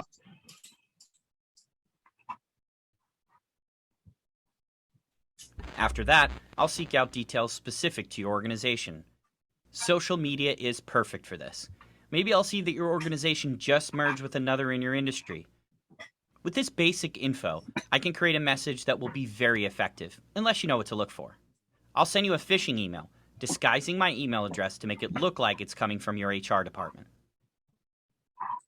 This hacker tactic is used a lot because people fall for it. But did you notice the red flags? Hope you spotted that the email is unexpected and it's asking you to click a link. If you look close, the reply to address doesn't match the from line. Big red flag. The sad thing is that if you don't notice these red flags, you'll probably click the link, take the survey, and have no clue that the hacker installed malware on your device and is now tunneling into your network, locating your organization's crown jewels. Uy, di ba? Tama po ba? May point sila, di ba? Now, what about the link redirection pa? Sometimes a target figures they're safe to click on a link because their IT department checks the links. There's even newer technology that routes these links through another online checkpoint when you click on it. That might stop me sometimes, but if the bad link hasn't been reported and added to your organization's list of malicious links, because I just created it, I still have a chance. That's why I love jumping on this false sense of security, because I may hit the information jackpot in the process. Score. Okay, before we go to another mga threats, what do you think on the first that I provided you mga tactics in the social engineering? Sir Jed?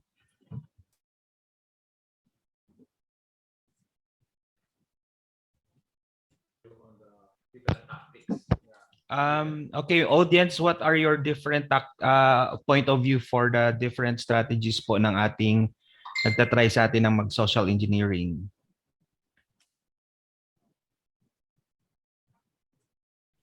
Gather information. Yes. Gather information. Tama po. Sige po, Sir Jed. Gather information, gain trust, infiltrate and invade, dictionary attack, man in the middle attack, brute force attack, collect data and information, and then yung iba po siguro, don't talk to strangers and be aware. Be aware always. Prioritize security, be clever enough, secure information, masquerade, identity thief po. Yun mga, and then same na lang po yung iba. Okay. Okay, I'll be now going to the pretexting. I think eto, marami nangyayari dito ha. Another tactic I use is called pretexting.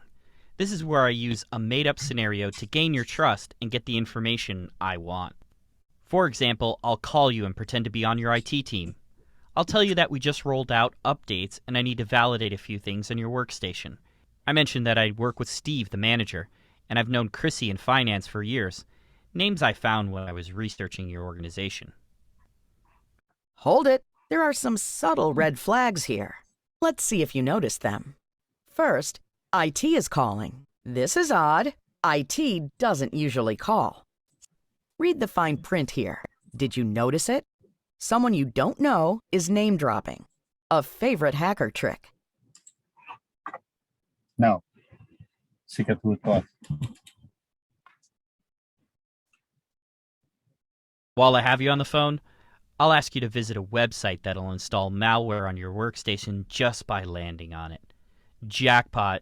This gives me access to your computer, and I can see what else I can access on your network from there.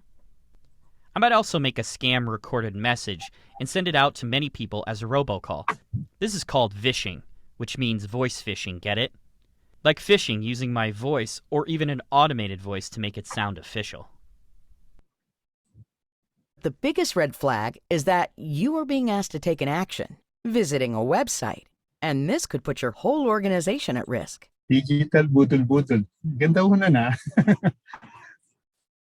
Yes, sir. Virtual budol-budol. My favorite attack is called smishing. It's like phishing, but instead of an email, I use a text message. I can send a text from anywhere in the world and make it untraceable. Check it out. The link requires you to sign into your email account, but it's actually my login site, and now I have your username and password. Once I've captured your login information, I'll seamlessly send you to your real email account, and you won't even know that I just stole your username and password. I love technology. Whoa! Did you see those red flags? This message implies a threat as well as a sense of urgency. Plus, it's asking you to click a link and sign into your email account. Great bait, but you know better, right? In conclusion po, di ba? Marami tayong nakita kay Spark. We learn a lot. Ngayon, kung hindi pa, we learn in an opposite way. And then, ang mangyayari sa atin is he will able to read information from us. So, nagbigay siya ng mga nagawa niya at paano siya nakaka-gain ng mga username, password sa ating mga employees or sa ating mismo in the cybersecurity. The weakest link is you know, kasama ko doon. Kasama ko doon.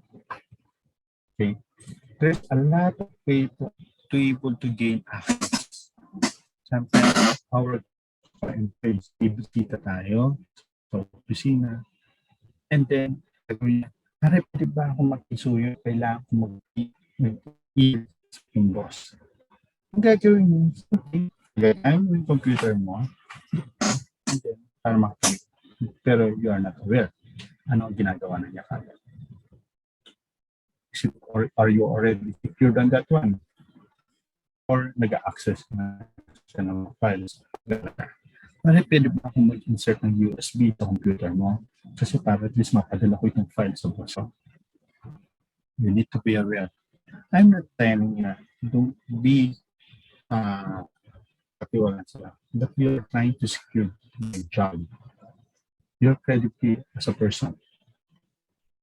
Diba? There's a lot of way po. As I said, remember, there's a lot of way to do it. No? Meron tayong tinatawag ng mga software-based attack. Meron tayong tinatawag ng spear phishing.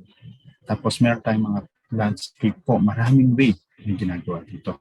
Tapos meron din ginagawa yung tunog ng flash drive sa malapit sa phone mo or sa kotse mo. Okay?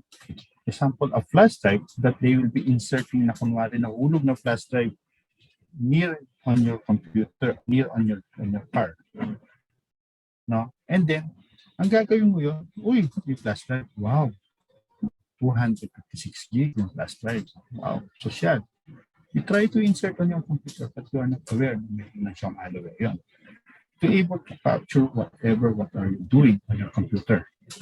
You need to be aware on that one. Kasi, especially if you have a confidential or very critical position in organizations, or maybe as a students, may mga program ka, no, na thesis na ginawa. Tapos yung isang another team of students or group, they want to capture you. They want to capture yung thesis at more modify.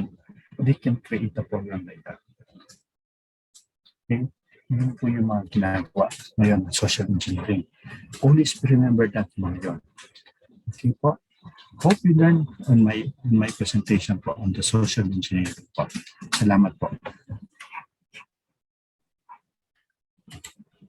Ayan, thank you po sir sa napakaganda at napaka-interesting na topic ngayong hapong ito.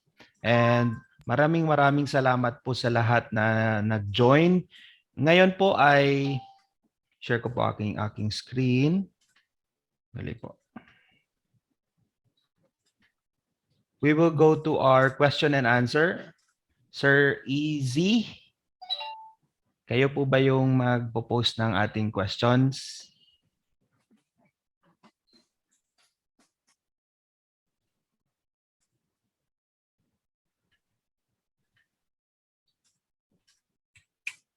Dali po ha.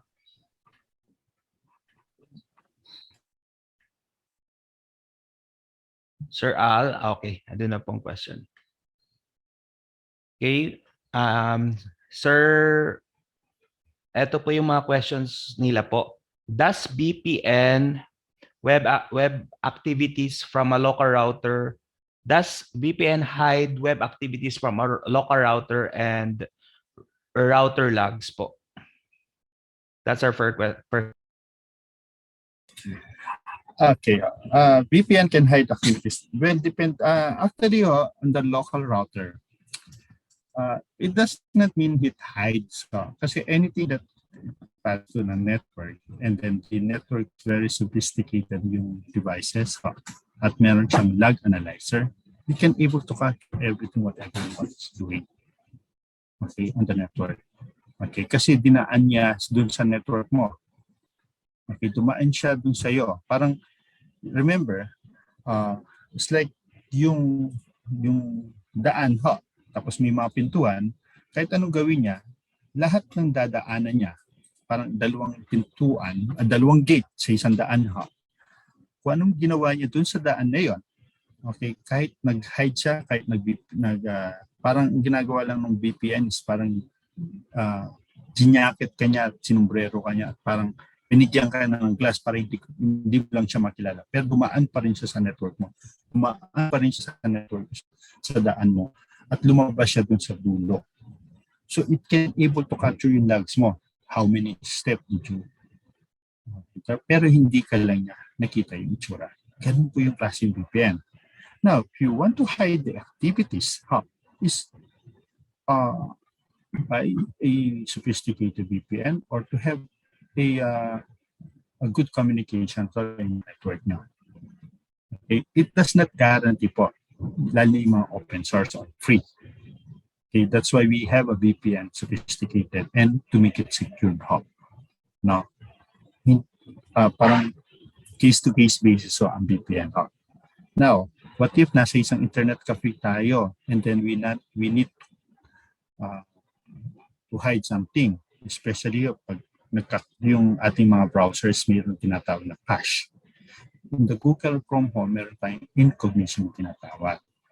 That one, automatic. Kapag nag-close tayo ng ating Google Chrome ng incognito, automatic na delete na rin yung mga cache niya.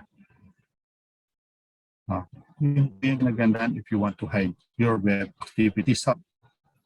But in terms of network, it cannot hide po. Okay? Lalo na kung meron siyang network analyzer.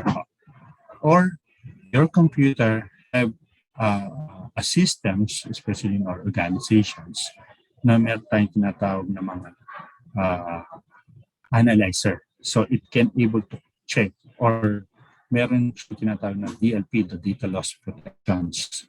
So nakikita niya kung ano yung mga ginagawa sa computer mo, ano yung mga nasisinesti mo.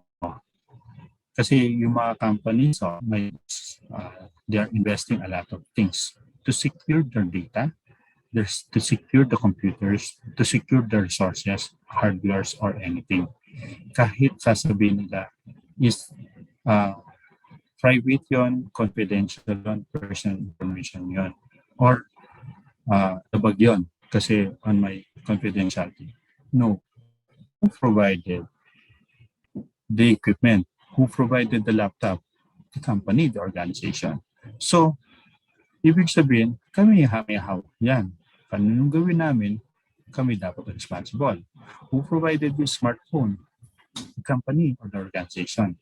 So, we are liable yan. So, kahit anong gawin namin, kung gusto namin monitor ka, wala kang magagawa. Kasi kami ang nagbabayad ng line na yan, kami ang bumili ng devices na yan. At nag-a-access ka sa amin. Kung gusto mo is you buy your own. own devices, use your own, but don't connect it in our office or in our organization. That devices. Okay, thank you po. Thank you po, sir. That question is from Sir Romar Cacho. Next question, Sir Almar.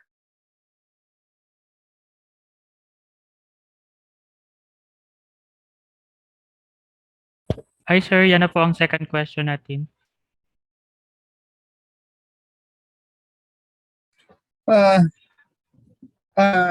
Yes or yes and no.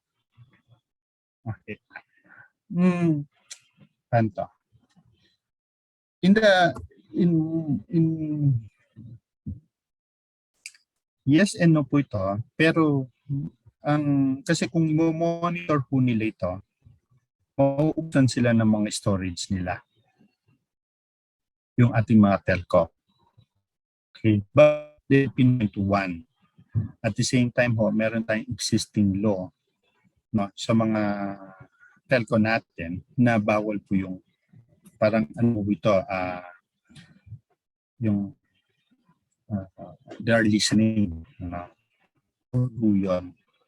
Pero upon the ng court, they can able to do that, but they need to point kung sino yung ito-trace nila. Kasi provided by the full details. So, example, yung mga tinitingnan natin mga cyber criminals, so yung mga pornography. Kasi we need to trace them, saan yung location nila at tama ba nag-child pornography yung ginagawa. So, ganun po yung mga tracking po. No? Kaya sinasabi ko pong yes or no, yes po kung meron silang Supreme Court orders. Tapos no ho kung wala sila. Kasi ho, it will having problem with their network kasi tataas ang resources nila. Yun po. Salamat po.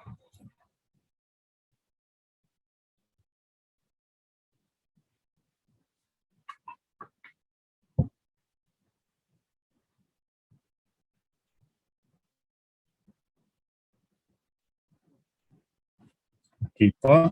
How to stay one step ahead of attackers' prediction. Data stealing, data privacy. For security, if I'm going to install a ransomware, that is freeware or trail. Is there a big difference? What is the suggestion, if you don't mind, sir? If not, eliminate. When I'm going to be attackers, but mitigate earlier. Thanks a lot. What do you mean, sir? You will be installing a malware or you want para maiwasan ang malware or ang ransomware? Kasi two-way ho, sige, sasagutin ko yung two-way ho. The ransomware ho is they will be lock your computer, your files ho, okay? And you need an access code to open it.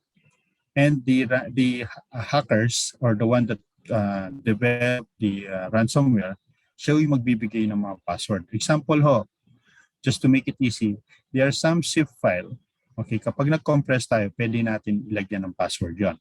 Ngayon, kung hindi nagbigay yung ating kaibigan ng unzip code, hindi natin mabubuksan yung zip file. Same din ho yun ng ransomware. That's an example ho. If the attackers provided you a program, and then suddenly they don't want because they want you to pay first before they provide you the payment.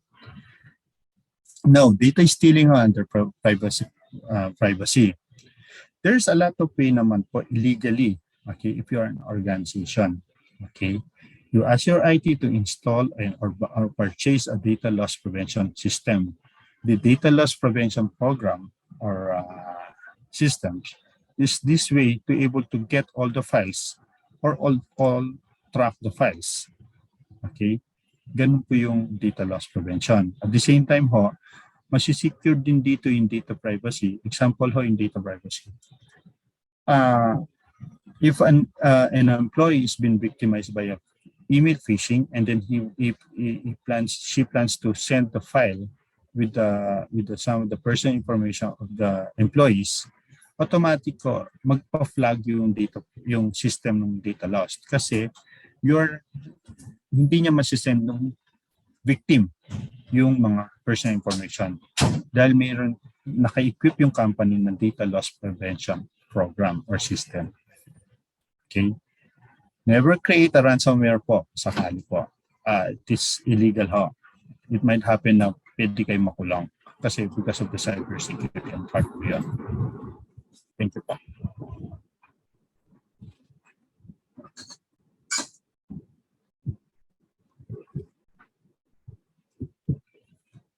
Is there a need to buy a network security tool or information security tool, or better the security of information, especially in work-related tasks? If you're working in a company, the company will the one will take care of that one because they are the one knows what is the things that need to be secured. Okay, huh? Now, personally, huh, as long your computer is updated, your antivirus, you are using antivirus, huh? Well, the Microsoft, they have the Windows Defender, and at the same time, better to install a malware and activate the ransomware. The ransomware, you need to have a cloud services to able to na may limit yung ransomware kasi hindi na naman natin may stop yung ransomware. But we can able to recover our files kasi merong tayong backup on the cloud. At yung cloud system natin, siya yung bahala para at least ma-unblock niya yung mga ransomware. That's the purpose. So, network security tools or information security tool. Right now, most of the companies right now are shifting to zero trust. So they are installing a system or a sensors on the computers at the same time on the servers to be able to see it. Makikita niyo yung resources, memory, and everything in your network. So may nagmo-monitor ho doon 24/7 all the devices of the organizations. Security tool, meron din tayong tinatawag na firepower o si Cisco that monitors everything, what are you doing, kung saan mga sites na pinapasukan mo, gaano kalaki at ano yung mga sinasend mo. Okay? Kaya ako sinasabi po, depende po ano yung kailangan secure ng kumpanya or yung organization. Yun po. And second ho, if you want to have a secured example po, aside to relying to a Windows Defender ho, example me, I have my own Kaspersky that I purchased. No? And then the Kaspersky, meron pa ako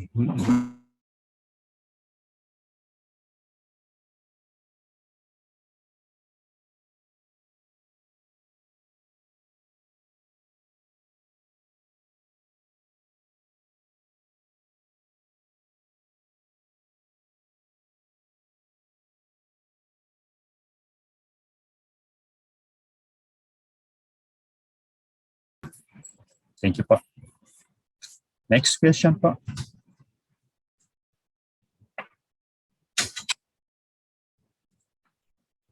Okay.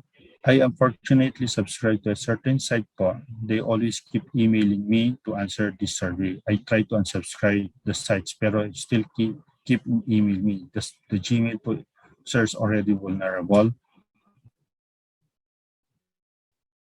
Sino po yung nagpapadala? Is Gmail ang nagpapadala po? Kung Gmail po, you just send you ask for a support po. May chat support po si Gmail and then using Hangouts. Now, kung may mga email survey po, usually si Gmail hindi naman siya nagpapadala ng mga survey. Baka ibang mga domain to or ibang company. Mark them as a spam para at least ma-record kay Gmail or kay Yahoo na sila ay declared spam and then they will try to investigate po. Okay. Thank you po. Thank you, sir. Na-online na po kami ulit. Disconnected po kami sa island eh. So, Okay thank you very much po sa lahat ng nag-join and thank you very much, sir, sa input nyo po na marami po kami natutunan, especially safeguarding ourselves against this social engineering. So, let me share again my screen. Before that, we will be awarding the certificate, sir, para sa inyo po. Thank you po for your time and effort para sa DICT MC1 and sa lahat ng ating mga participants. So we are awarding you this certificate of appreciation is hereby presented to Engineer Rogelio Tiglao for sharing his insight and expertise as a resource person during the Cybersecurity Essentials webinar with the topic Social Engineering and Online Protection conducted on October 21, 2021 via Zoom video communications given this day 21st day of October 2021, digitally signed by Maria Teresa M. Camba, Regional Director, DICT Mindanao Cluster 1. Maraming salamat po sir sa pag bigay ng inyong mga expertise sa amin and pag-share. Maraming salamat po talaga. Yes. Thank you po and welcome. I'll be just having answer ho sa lahat ng question to. A quick po, no? Isasummary ko na lang po lahat, no? Just to add on para hindi lang po yung mga nasa chat natin, no? Sige, sir. Although mabilis ko lang pong binasa. First po, yung sa FB po. If someone hack you in the FB at napalitan ng user and password, well, actually ho, ang nangyayari kasi ho doon, kaya na-hack ang FB natin, sometimes ho, may mga application tayong dinadownload, especially na Android, na nagko-connect doon sa FB natin. So, sometimes that one ho, may mga snip siya. Okay? Ngayon, paano natin i-recover yon? We just send an email to Facebook to sa support ticket nila. And they will be respond naman kasi they will be asking you to an interview. Nagre-reply naman sila na mabilis. Okay, and then they will provide you and they will prove, and then you can able to recover your Facebook again. Second ho, yung tinatawag dito yung HTTPS. HTTPS ho, para makapasok ka sa HTTPS, we are using the port 443.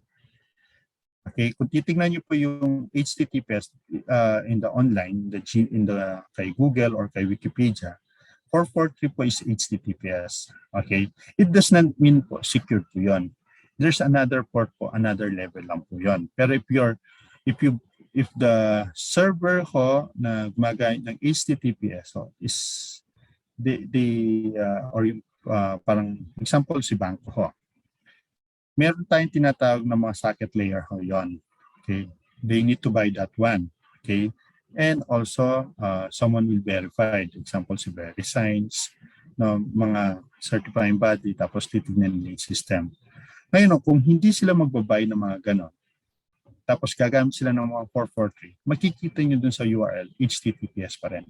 Pero unsecured pa rin po yun kasi hindi sila nagbumili ng mga secured system naman. Okay? To encrypt it. Okay? Parang another layer na papasukan lang yung 443. Kaya po kapag nag-audit ako, yun ang tinitingnan ko. Yes, 443 ang gamit nyo, pero ano yung mga system nyo to encrypt yung mga yan? Pwede ko bang makita yung mga devices, ano mga version, titignan ko lang ano yung mga system. And then ilang layer of security ang ginagawa nyo. Okay? Ganun po. The normal website po is they are using port 80. Diba? Ganun po yung mga yan. You can able to see ito in the Wikipedia, ano yung mga port ng internet. Nakalist hulat yon. Port 22, port 18, pati yung voice, anong bang gamit nilang port, the IT, the network po. No? Tapos po, yung sinasabi, yung I love you by Di Guzman. Well, it's very simple ho, pero unaware pa kasi yung mga tao nandun sa I love you at unaware pa noon yung mga tao kung ano yung mga pangalan. Siyempre, kung may nag-send sa'yo ng email ng gano'n, na auto-accept point back, hindi, tapos I love you, ma-aware ka, ano ba yun? And then, ito yung sinasabi natin, social engineering. Nag-send sila, tapos attachment pala yung virus. Kaya ngayon, kung napapansin nyo, kapag mag-attach kayo ng mga file, sasabihin niya, hindi ka pwede mag-attach ngayon ng mga .exe or MSI kasi bawal na ngayon sa mga Gmail or anything. Or even the organization, binablock na po namin yun. Okay? Yun po. No? Thank you po.